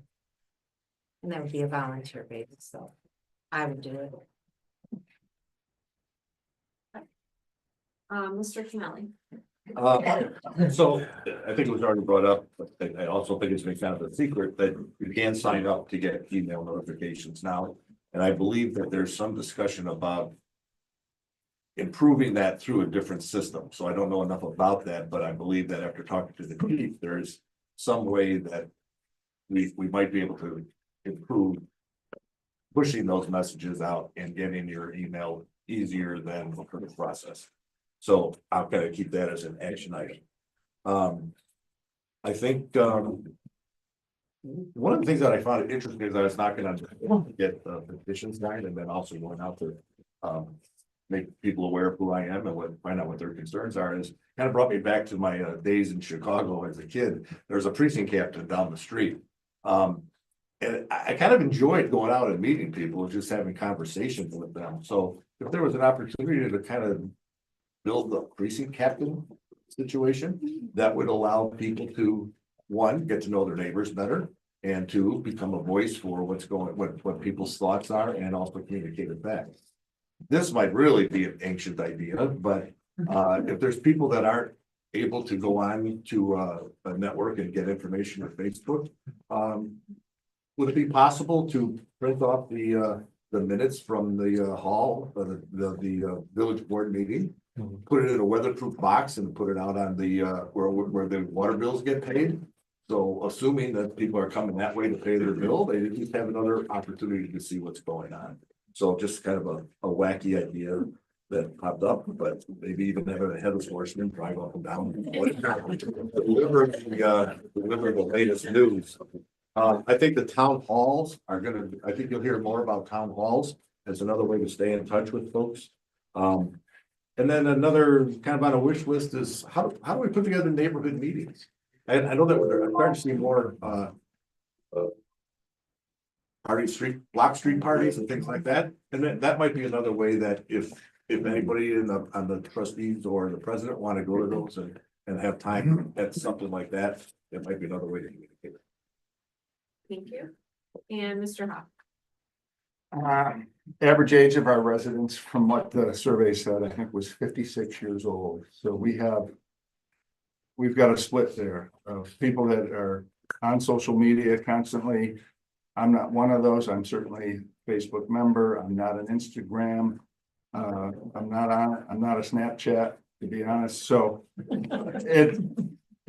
I don't think we're going to communicate fully in that manner. But I do feel that social media is growing and is going to be eventually in 20 years, the only medium. So I'm for it. I'm not familiar with the changes that the chief has put together with Quadcom yet. Maybe you know, Courtney. But and then also our email system with the village is it's piggybacked on with West MD. And I just don't get the feeling that it's this really robust, viable system. So again, I don't know enough about it to comment. But I would be definitely in favor of holding office hours at the village hall. If I was elected trustee, I would post them. They would be regular. And I like the idea of pushing people towards our website, because I don't know how many of you know, but we have our monthly financial statements published there every month. And, I'm sure that would be a shock to a lot of people to see that if they care to read those. I mean, it would certainly lay the groundwork in your mind of what we're really facing as far as financial burdens of what's coming our way with infrastructure. So I'm all for communication. I would be open to it. I love your idea, Bill, of precinct kept. But I think the negatives to social media, I just need to say this because this has happened in this community, and I'm very sorry it has. It's not what's the word I'm looking for? I don't think it's a representation of who the people really are that live here. The backstabbing, the nastiness, if that's what we're gonna do with the social media presence, to me, I'm out. I don't think we need to tear each other down. I know this country is going in a different direction right now, and there's a lot of that backstabbing happening, but that's not why I moved here. It's not what I grew to love in Sleepy Hollow. And whatever I can do in the short time I still have on this planet, I want to improve communication, and I want to make friendly acquaintances with my neighbors. Thank you. Okay, now these are some of the questions we received either from the Legend residents that emailed them yesterday or some from this evening. As elected officials, what committees have you served on? So for those that are currently, right, or what do you want to serve on for those that are first-time candidates, and why? As part of your official duties, what have you accomplished? Name two if possible, or what do you plan to accomplish? For those of you, again, running for the first time. For current officials, have you completed, and for first-time candidates, will you complete all your required training? And then just as residents, so prior to any official capacities, how many board meetings have you attended? Were you an active participant? Were you an active participant? And we'll start with Ms. Welch. Oh, all right. What committees did I serve on, and do I want to serve on, and why? Well, I was the water and sewage liaison trustee. I was appointed that. I did not totally know what I was getting into, and man, you learn really quickly. Fortunately, we had a lot of resources here, and so I learned from Kyle and Wendy and President Pickett and everybody. I'd like to continue working with it, but I also have gone to other committee meetings such as finance, the planning and zoning ones, just to find out what's going on and to keep apprised of what they're discussing. As part of my official duties, what have I accomplished? Name two. With water and sewage, there wasn't too much to do. I worked with residents who had issues with billing. And I always made a point that if they had some issues or needed some assistance, depending on the circumstances, we try to help them out. Or if not, then I talk to them and we set up payment plans and everybody kind of gets their bills paid. I made sure that I was just available to people with respect for that. And the current officials have we completed. I have completed all of my training. I think that's the FOIA and the OMA, the Open Meetings Act, as well as the Freedom of Information Act. I completed both those trainings and they're very instructive, especially with the limitations that we have as board members and trustees with respect to what we can and cannot say at times, as well as with respect to social media, because that is a tricky one. I do want us to be able to have more presence, but we have to be able to protect the sanctity of the Open Meetings Act and not censor residents as within the process, as well as other trustees. And fourthly, as just residents, how many board meetings have you attended? I've attended, I believe, all of the meetings. I've been an active participant. As well as I go to a lot of the committee meetings and other organizations that I can in neighboring areas. Thank you. Miss McGuire. Oh, hold on a second. Thanks. Okay, okay, so yeah, for the committees I served on, I was on the finance committee prior to being a trustee. Then I was a public buildings and environment trustee. Two things, I think I opened up some communication with our schools since I've been a trustee. Was able to, build relationships with the principals, things like that. The second thing is, listening to residents, speaking on their behalf. One thing I promise to do as a trustee is to always come in, even if it's not the popular vote, is to vote on behalf of the residents and how they feel. And I feel like I've done a great job of speaking for a good majority of the residents. For current officials, first time candidate, yeah, we have to, because Tony Mills yells at us if we don't. So yeah, I got that all taken care of. And then I'm at every meeting unless I'm healthy or a teenager falls off a skateboard and ends up in the ER. So other than that, I am here. Okay, Mr. Hoff. Committees I've served on, Finance Committee, Planning and Zoning. If I were to be elected trustee, I would have to get off the Planning and Zoning. So that would be some knowledge for you. The Economic Development Liaison for the village, that was a position that Steve had asked me to do. And reluctant at first, there wasn't a lot there, but as I got into it, I was able to go out and meet all of our business owners in person. I have a complete list of all 16 businesses with names, phone numbers, email addresses. I have a contact. And I've also, every month or every 3 weeks, I go out and I visit with every one of the business owners in person. So they know my name, they know my face, they have my number, they have a business card. So now there's a communication there, and I have to say that has been very fruitful in having discussions about what could come to Sleepy Hollow, and there's some fruit on there that could come into play. So I'm very anxious for that to happen. Official duties, other than those committees, that's all I've had, and then all my volunteerism over the last few years.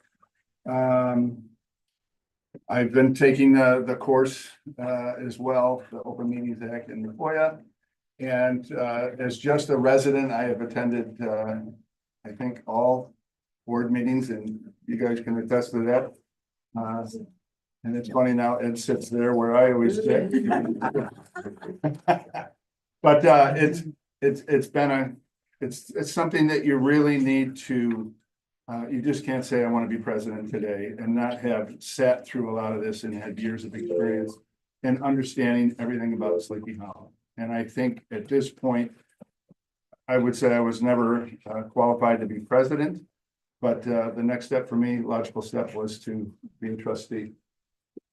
Thank you. Mr. Canelli. So as a first time trying to be elected to any office in my life, I have not been on any committees within Sleepy Hollow. In my work life, I've certainly participated in various committees for a variety of different events. So I certainly understand the dynamics of working within a committee.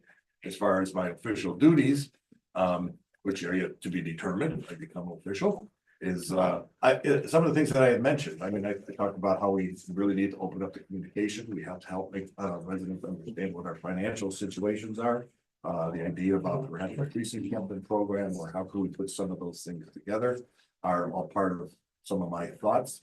In fact, I spent a lot of time with each department head to understand their world. I think kind of fits into official duties. Have I completed required training? It hasn't come up yet. I certainly am committed to it, as well as committed to 4 years of volunteerism. And then as residents, I retired 3 years ago, and I attended every meeting, with the exception of 2 that I had to come in on YouTube. But I've been part of every meeting. Okay, Ms. Lacerda. Okay, so the first 2 don't apply to me. I would complete all the required training. And when I initially moved here, I did used to go to the board meetings. I stopped and then I started attending again. Let's see. I basically would though come as a resident, so sometimes to complain, obviously, but that's all I really have to say.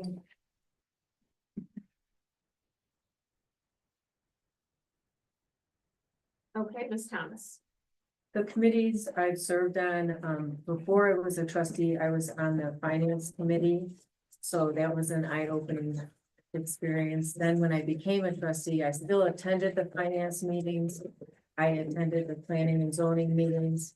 I attended the board meetings, except when I had to call in when I was out of town due to family business, but I did participate in those meetings.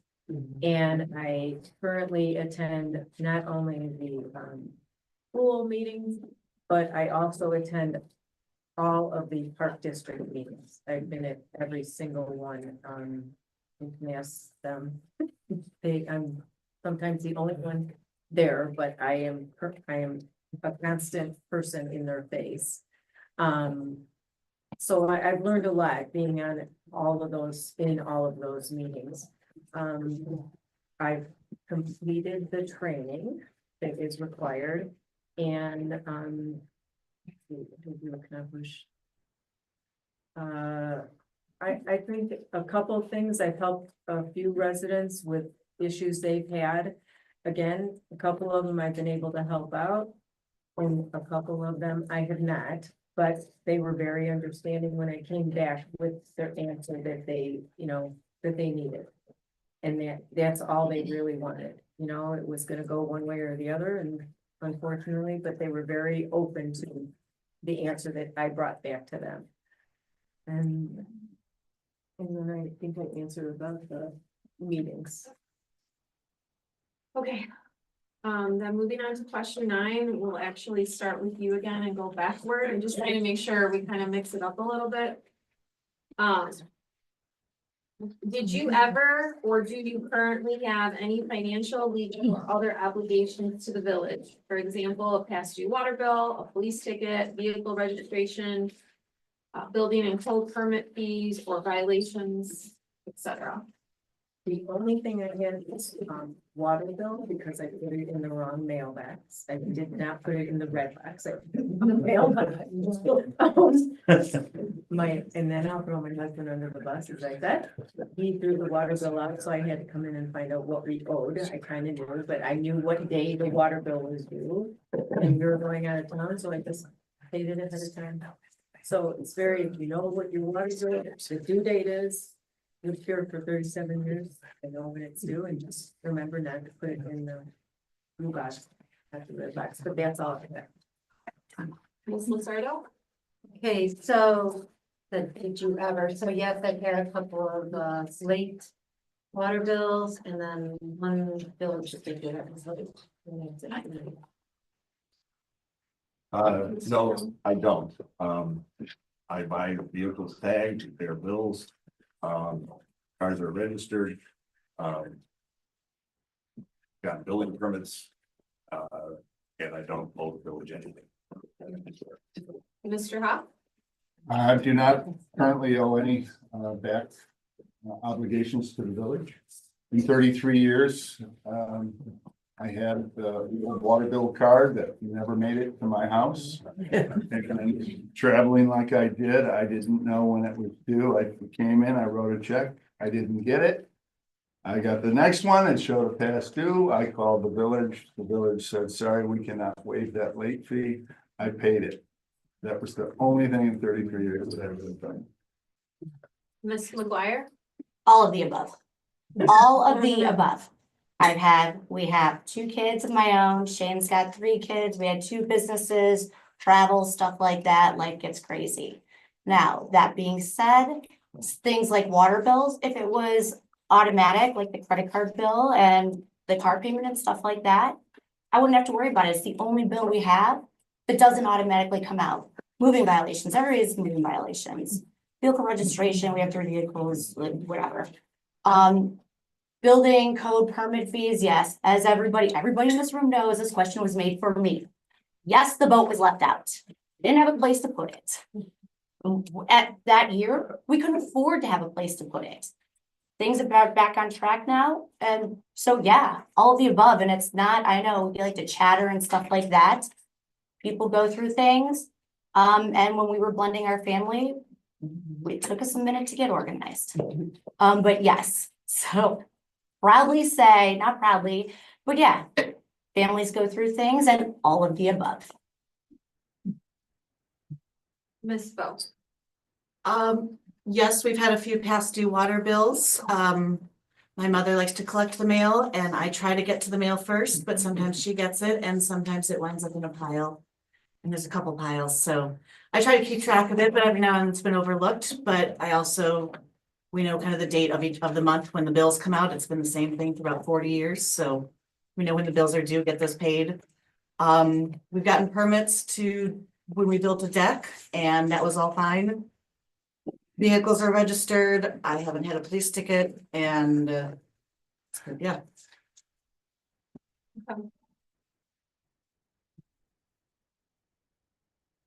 Did we, just before I continue with the in-person, were there any questions that came in via Zoom? Just the ones we've already resigned. Oh, okay, they're all on here, got it. Okay, so this is a question, we'll just start at the top again, Ms. Boe, and we'll go back down. What is your long-term vision for Sleepy Hollow and how do we make it happen? Oh, we're just ending with that so quickly in 2 minutes. With my long-term vision for the village and how am I gonna make it happen? Really, my key objective at this point is the open and transparent communication. I want to start re-engaging with the village residents. Get them excited about the village, get them participating, have them knowledgeable about what's going on. And make sure that we're presenting information so they can access it at their convenience for the busy lives that they have. And really taking a hard look at our finances. We had a nice little, I don't want to say nice, that sounded crass, I'm sorry, but there was an increase in federal funding in the last few years because of COVID and ARPA funds. I think our village has helped get us back to par now with getting some necessary improvements, some of the vehicles we need, some of the equipment. But I would like for us to then just now hold steady with our spending. We have enough in the budget to cover our annual expenses, but I don't think we need to do anything extra, and I'd like to see us save so that we can start building a more robust, as Jenny said, financial independence. And with respect to the businesses, I think every single person here and every single resident, yes, ideally, we want businesses that are gonna come to the village, that are gonna be profitable, that will help give us revenue. And it's not for the lack of trying or looking, but we also have to recognize that sometimes the businesses that are coming into a private property. We only have so much say as the Sleepy Hollow Board and the village. When it's a private property owner who's selling the land and for development. Yeah, I'd like to see what Bill Hoff can continue to do with respect to the economic development. We've had a lot of great talks about ideas with helping our business area over on Route 72. And the thing with being in a small village is you need to be flexible and you need to be able to pivot and adjust sometimes every other week because new issues will come up. And we have to know what our resources are and what's movable and what has to stay in place and know that you can count on a great staff. And I think we have an excellent staff and we're pretty well set with our resources currently for the next few years. And yeah, I think we can just build on it and get stronger. Ms. McGuire, I don't see the. it's not up there. Oh. Can you repeat it, please? Sure. What is your long-term vision for Sleepy Oh, got it. Hollow and how do we make it happen? So again, financial independence, financial stability.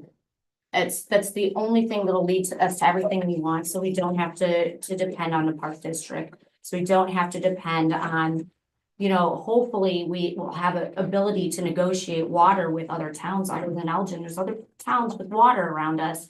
So it's to negotiate contracts down, so we're not paying that 40 or whatever % over on the water bills. There's other ways of becoming financially independent. Negotiation skills are one of them. I've been in sales my whole life.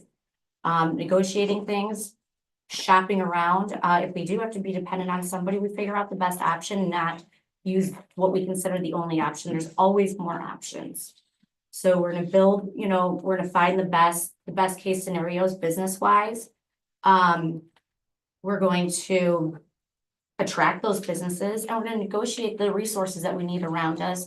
We're going to work as a partnership with the communities around us, with the other village presidents around us. And we're gonna get help and use the resources that we have available that we haven't been using. Mr. Hoff, Long-term vision for Sleepy Hollow. Coming from a finance background is to piggyback on what you guys had stated is to be a financially viable community for the long term. I don't know if many of you really, after all this that you've heard today, you probably have a good idea, but it is it's a tough road with 16 businesses and limited sales tax revenue. You compare us to anything around here. That is the thing that's right here for all of us on this board is to make sure we're spending our money wisely, correctly, and for the betterment of the entire community. So that will be something that I think all of us will look at and detail the financials every month and strategize what is our priority list of 1 to 10 of what we have facing us. On the more positive side is I would like to do whatever I could volunteer or through the public works and anybody else that's willing to help. It's just to beautify Sleepy Hollow like I know it can look. It looks like it's been understaffed and we got to find a way to bring the luster back to this town. And nothing would make me happier than to do that and to make our parks visited even more so than they are now. And I'll tell you one last thing is that Sabatino Park down there, in all the years I've lived here and driven by to go to the post office or Dominic's or whatever, I never really thought that many people used that park.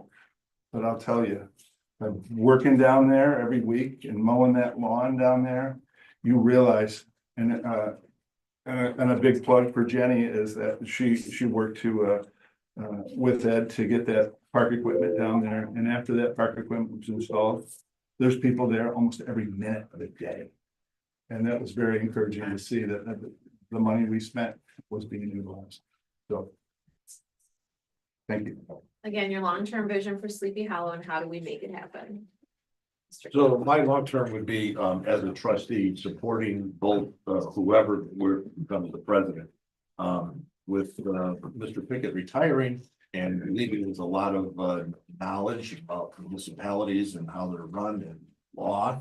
I think that both presidential candidates are gonna need, a lot of support to the trustees. And, I think that's gonna be a very important role that trustees will play. As far as long term, I think it's all the other things that I have been mentioned in terms of budgets and infrastructure, making sure that the residents understand what our financial situation is and have a voice. And we make it much easier for them to come forward. I think that the community has so much opportunity to grow. And if we could do that through better communication, social media, precinct captains, those are all things that I'd like to see. I really think that the entire tax situation needs to be fully understood by all of our residents so that they don't feel that their $9,000-10,000 a year is coming all to the village. I'd like to see if there's a way that we can simplify the water bill payment process. I know it's been discussed before. And there's some challenges with it, but if we can update it, modernize that, that would be a great thing. And obviously, getting the banquet hall open and generating revenue for us would be another great thing to happen, as well as attracting additional business going forward. Thank you, Ms. Lacerda. Okay. I would like to start off with, I'd like to see that Sleepy Hollow does become financially stable. Also, I'm concerned like for safety, and I feel that as a village, we need to look out for each other. We need to take care of our children. We need to be more involved in the schools. I would like to also see the retail business, and I realize this will be a struggle, but to get some sales tax in here, and a lot of it's not gonna happen without funding. But also, we don't need to like police our residents either. If residents want something done, we need to work together and not try to say, no, you can't do that, you can't, this is all our homes. So, with that, just open communication. Our land is beautiful, just keep it the way it is. And just figure out how we're gonna get some revenue to pay for the stuff. Thank you. Ms. Thomas, there you go. I also want to see the village become financially stable and get businesses in here that are gonna help the residents so that the taxes don't have to go up. I know that we don't always want to be under the park district, but what I will say is the cost of, and I know I keep bringing the pool up, but it's because I've been to these meetings and the cost of to replace Sleepy Hollow pool is approximately right now $15,000. $15 million.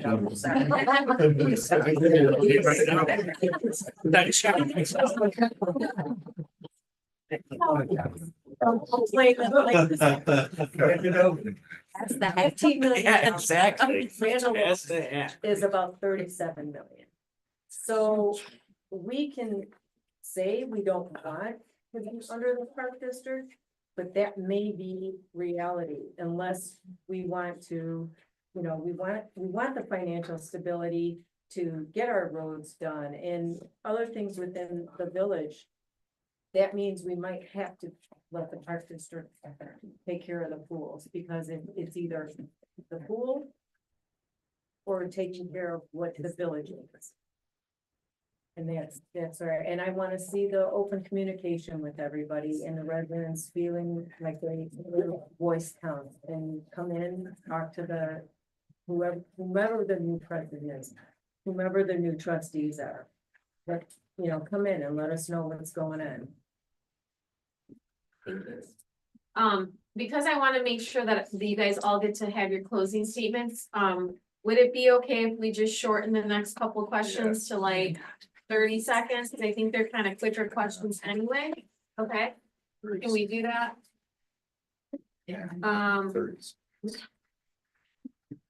We will start with Ms. McGuire. What is your position of the self-storage facility proposal, at 1601 West Main Street? Hell no. That's all I need. No. Okay. Mr. Hawk? I'm not at liberty to say my position on that, being on the planning and zoning commission, and I don't feel trustees should either. For legal ramifications that we could be placing our village in. Mr. Kelly? Until the planning and zoning commission finishes their work, I have no, I can't say one way or the other. Okay, Ms. Lucerto? Seeing that I'm not a trustee, I'm gonna say no. Ms. Thomas? As a trustee, I will not be responding to this question because I want my vote to count when it's time. I'll go. Oh, I'm sorry, Miss, yeah, sorry, Miss Boe, I apologize. Again, also like the others, there are no final plans yet to look at. I have certainly been looking into everything. I've been out to the site to see how close it comes up to the residents' homes, as well as considering the traffic details of where it would be turning and the sewage capacity, but it is a low impact. But I have not made up my decision yet. I keep my mind open until at the board meeting and taking up everything and then make the decision then. It'll be what we consider is best for the village. And I'm done with that. Thank you. Going back to the question, the topic of the village residential codes, okay, and enforcement of those codes. How would this be accomplished? By the police, by the code enforcement person, or some other method? And we will start with Mr. Hawk. Great question. We're kind of in a pickle in this community where we have codes that are on the books and select few of people tend not to agree to abide by them. And we have a part-time code enforcement officer that I believe works 15 hours a month. And that's about all we could afford to accomplish that. And with, the advent of potential sheds or any other issues that come about, we're just adding to that work burden that part-time code officer would have to be involved with. So, great question. There's going to be a lot of discussion about that, I'm sure, with the new board. And again, it's going to come down to money. And you would think that most people would abide by that, but we do not have that situation. And then we have to hassle our residents. And that's not the way I want to live. And if they don't feel that the ordinances are just, well then, maybe we as a board or the P&Z committee takes a look at that specific one and see if it can be rewritten. Mr. Canelli. So I think we have to start with making sure that the ordinances are well known. Again, sometimes they're kind of hidden and they're hard to find, but I think we have to make it very visible so that people know. And if it means that closing documents or when the realtor is showing a home, that they're aware of what those ordinances are as well. I would be certainly in favor of stronger enforcement than what we currently have. I think we would have to probably speak to our attorney about how we can make some of these things really thick. Right now, I have a feeling that it gets too lax, or we feel that it gets too expensive. But when we're all trying to get our property values up, I think we need to make sure that we have code enforcement that is strong and workable. Thank you. Ms. Lucerto, right, Ms. Lucerto, yeah. It's late. Okay, yeah, I know. So if we have a code enforcement person, we would use it. However, because I do not know what all the codes are, I'd like to read through them. Maybe some of them should be rewritten. maybe we've got an excessive amount of codes. So, if you have a code enforcement person, that's their job. Ms. Thomas. I agree that we need a code enforcement person longer than the hours that our current code enforcement person is doing. But again, it is Bill said it costs money, and to do that, our codes need to be looked at, and they are being looked at, and they are being rewritten for the residents, helping residents out. If a resident brings a question to us, they do try to incorporate it within reason, but it takes time and it takes money. I think at this point, we will just go to closing statements as it's getting rather late. And I will give these back to Mr. Pickett, the questions I did not ask. And some of them are also directed to specific candidates. And then he can pass those along to the candidate. And maybe they can post the answers in the next legend issue or on the website. Since some, they're anonymous, we don't know who wrote them. So that those of you that didn't get your questions asked and answered can at least have the opportunity to do so. If you are still here and the candidate's willing to stick around, you can certainly still go up and ask your question if I didn't specifically ask it, okay?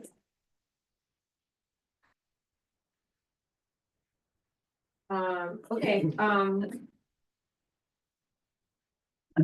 let's start with Ms. McGuire, and then we'll go to Ms. Boe, sorry, for the presidential, and then we'll go, I'll figure out what order we'll go for the trustees, okay? I'm trying to be as fair as possible. The direction. So this is 3 minutes. You don't have to use the whole time if you don't need to. I'm sure the audience would appreciate it.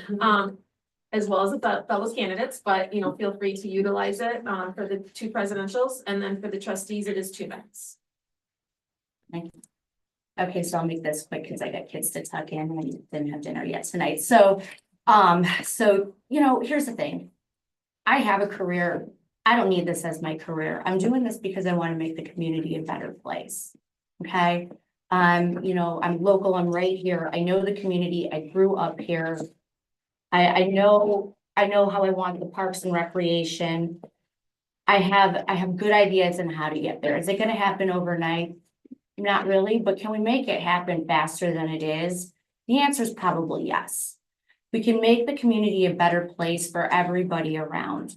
I wanted to say, I'm going to add in real quick. My answer to that last question is one thing, the divide that's been encouraged in our community is by tattling on your neighbors causing neighborly feuds. That's what our code enforcement officers for. Shouldn't be calling on your neighbor, be there for thy neighbor, right? We should be bringing this community together. We should not be fighting each other. We should not be calling on each other. And yeah, you know what, there's some annoyances. Go have a conversation with your neighbor because it might open up better communication for everybody in this village. But we should bring this community together as a whole. We used to be the most prestigious community in the area, and now people don't want to be here.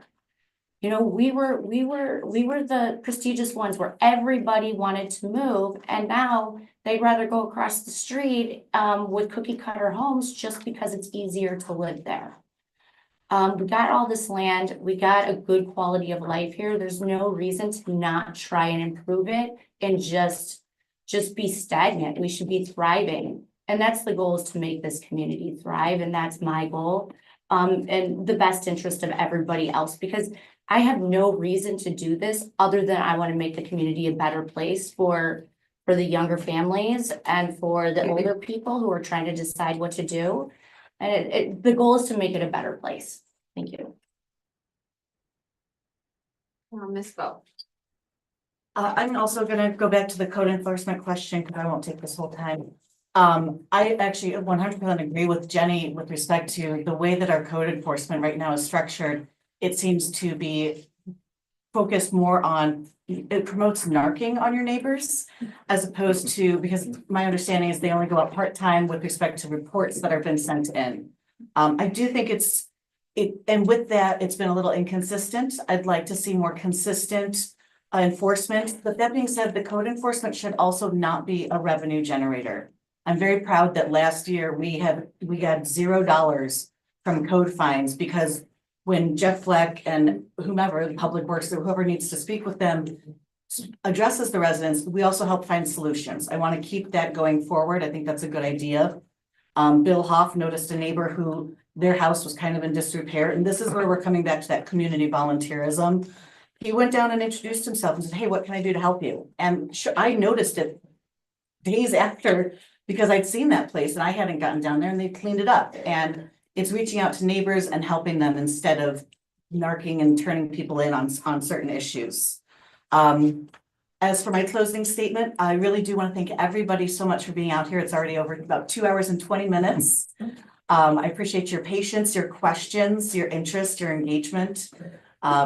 Please remind your friends and neighbors to get out and vote. And with respect to what I want to bring to the village, again, open and transparent communication. I want you to feel welcome to come into the village. When you see me walking dogs on the street, wave, ask me a question. The dogs might bark, but they'll settle down. I want to work with the board as well as the residents to find the solutions that we need here. A lot of that is communicating the way that we've been out knocking on doors, speaking to people, maybe integrating more town hall meetings instead of strictly the board meeting style. I'd like to get 2 of those in a year because the chief really had great responses from the residents, and then it also helps them feel more engaged and take ownership in the village and what it's looking like. And as always, we're always going to be looking for ways to find financial stability or grow it. And we're going to keep trying that. And ultimately, I really want to preserve Sleepy Hollow's natural charm and beauty. It's one of the things I loved growing up here. When I lived out in Alaska, I shared with friends about Sleepy Hollow and showed them the commercial from the 1950s on YouTube. And to me, it still embodies that. I just think that we're coming out of a winter. We're coming out of a hard hibernation, and I'd like to see us gather together as a community and start getting more engaged and excited about what's going on here. Also coming to meetings. So thank you very much again. Thank you. If, just to clarify, Mr. Hoff and Ms. Thomas, you guys are current board members and you two are new, right? Okay. I am not a board member. Oh, you're not a trustee. Okay. All right. Let's start with Ms. Thomas, for her closing statement then. I too want to thank everybody that has come to join us this evening. I want to continue the open communication. I want to, whoever is voted in on the new board and as the president, we need to work as a team, folks. That's plain and simple. We need to work as a team to get our finances in order, get back on track within the village and whatever anyone, keep the open communications and that kind of thing going. Attend the meetings. I know it can be frustrating at times, but we're all here together and for one purpose, to make it the way we want it.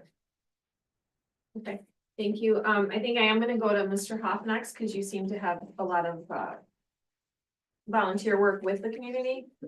So we'll take your closing statement next. All right. I'll make it brief.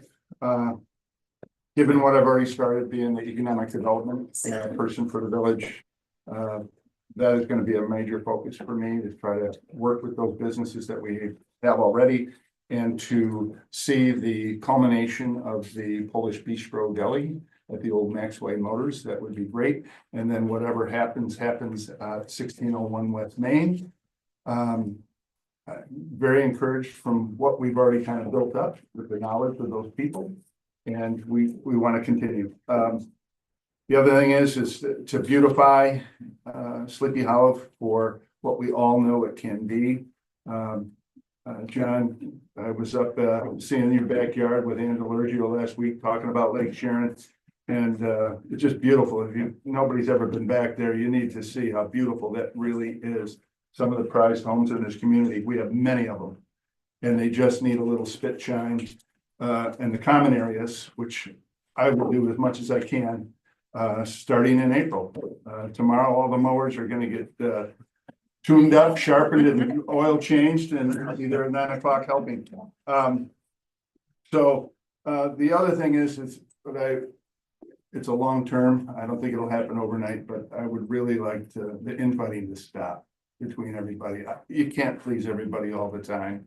There's gonna be wants and needs that this village just can't come to the table with for whatever reason. And, you know, when I moved here, the first 15, 20 years were that we did have a lot of neighborly love and people looked out for one another and we didn't rat on each other for code violations and whatnot. And we need to find a way, the board needs to find a way to let's all get along, because then you're gonna love living here. And those are my main criteria. Thank you. Thank you. Okay, look. Mr. Kennelly? Well, I would just say that I'm grateful that I've been able to come up here and be with you today. I'm grateful that I've lived here for 31 years. I think it's a great community. I want to be part of this because I'd rather be part of it than on the outside looking in. I want to make sure that the community stays or improves so that other families, current or to come here, will have the same kind of experience that my wife and I have had with our kids. So I'm committed to this. It's a 4-year commitment, and I will be engaged and I will be accountable. And with all the other things that were discussed today, I think we've been able to share our ideas for the future. And I look forward to, if elected, helping make that happen. If not elected, I'll continue coming to the meetings and have a voice. Thank you. Ms. Lacerda. I want to thank everyone for allowing me to be on here. I did this because I truly care about this village. I care about my neighbors, and, you know, people walking down the street. I like to talk to them. And I agree with everyone here. I mean, the financial stability is very important, but we have to learn to come together as a people. We all have differences. We need to put those differences aside and find we always will have something that we have in common. We need to work together with that. And it makes me happy when I see like the children's at the park and all that other stuff. So I'm willing to do what it takes to make this what drew me to here initially, which was the beauty of it and the friendliness of it. I've seen it's gone away a little bit, and I'm just hoping that we could bring it back. I think everybody's ready for that too, though. And thank you again. And then just as a reminder, again, the candidate for trustee, Donald Diemba, was not able to attend today due to having prior vacation with his family for spring break. And just to summarize again, he served 5 terms previously over the last 24 years and has 40 years of experience in accounting and he took a little step back from being active and then came back to being active with attending board meetings. Thank you all for sitting through this. We knew it was going to be long, but with 6-7 people.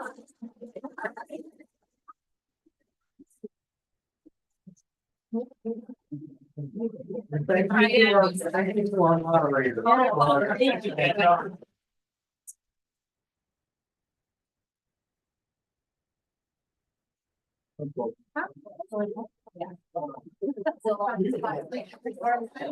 I thought.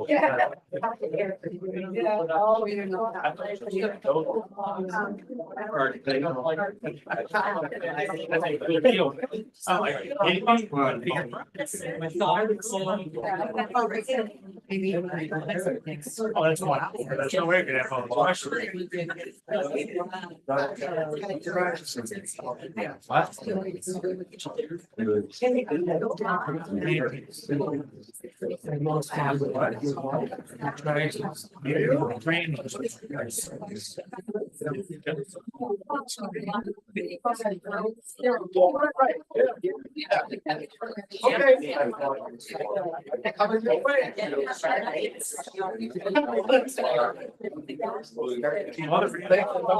See you guys out there.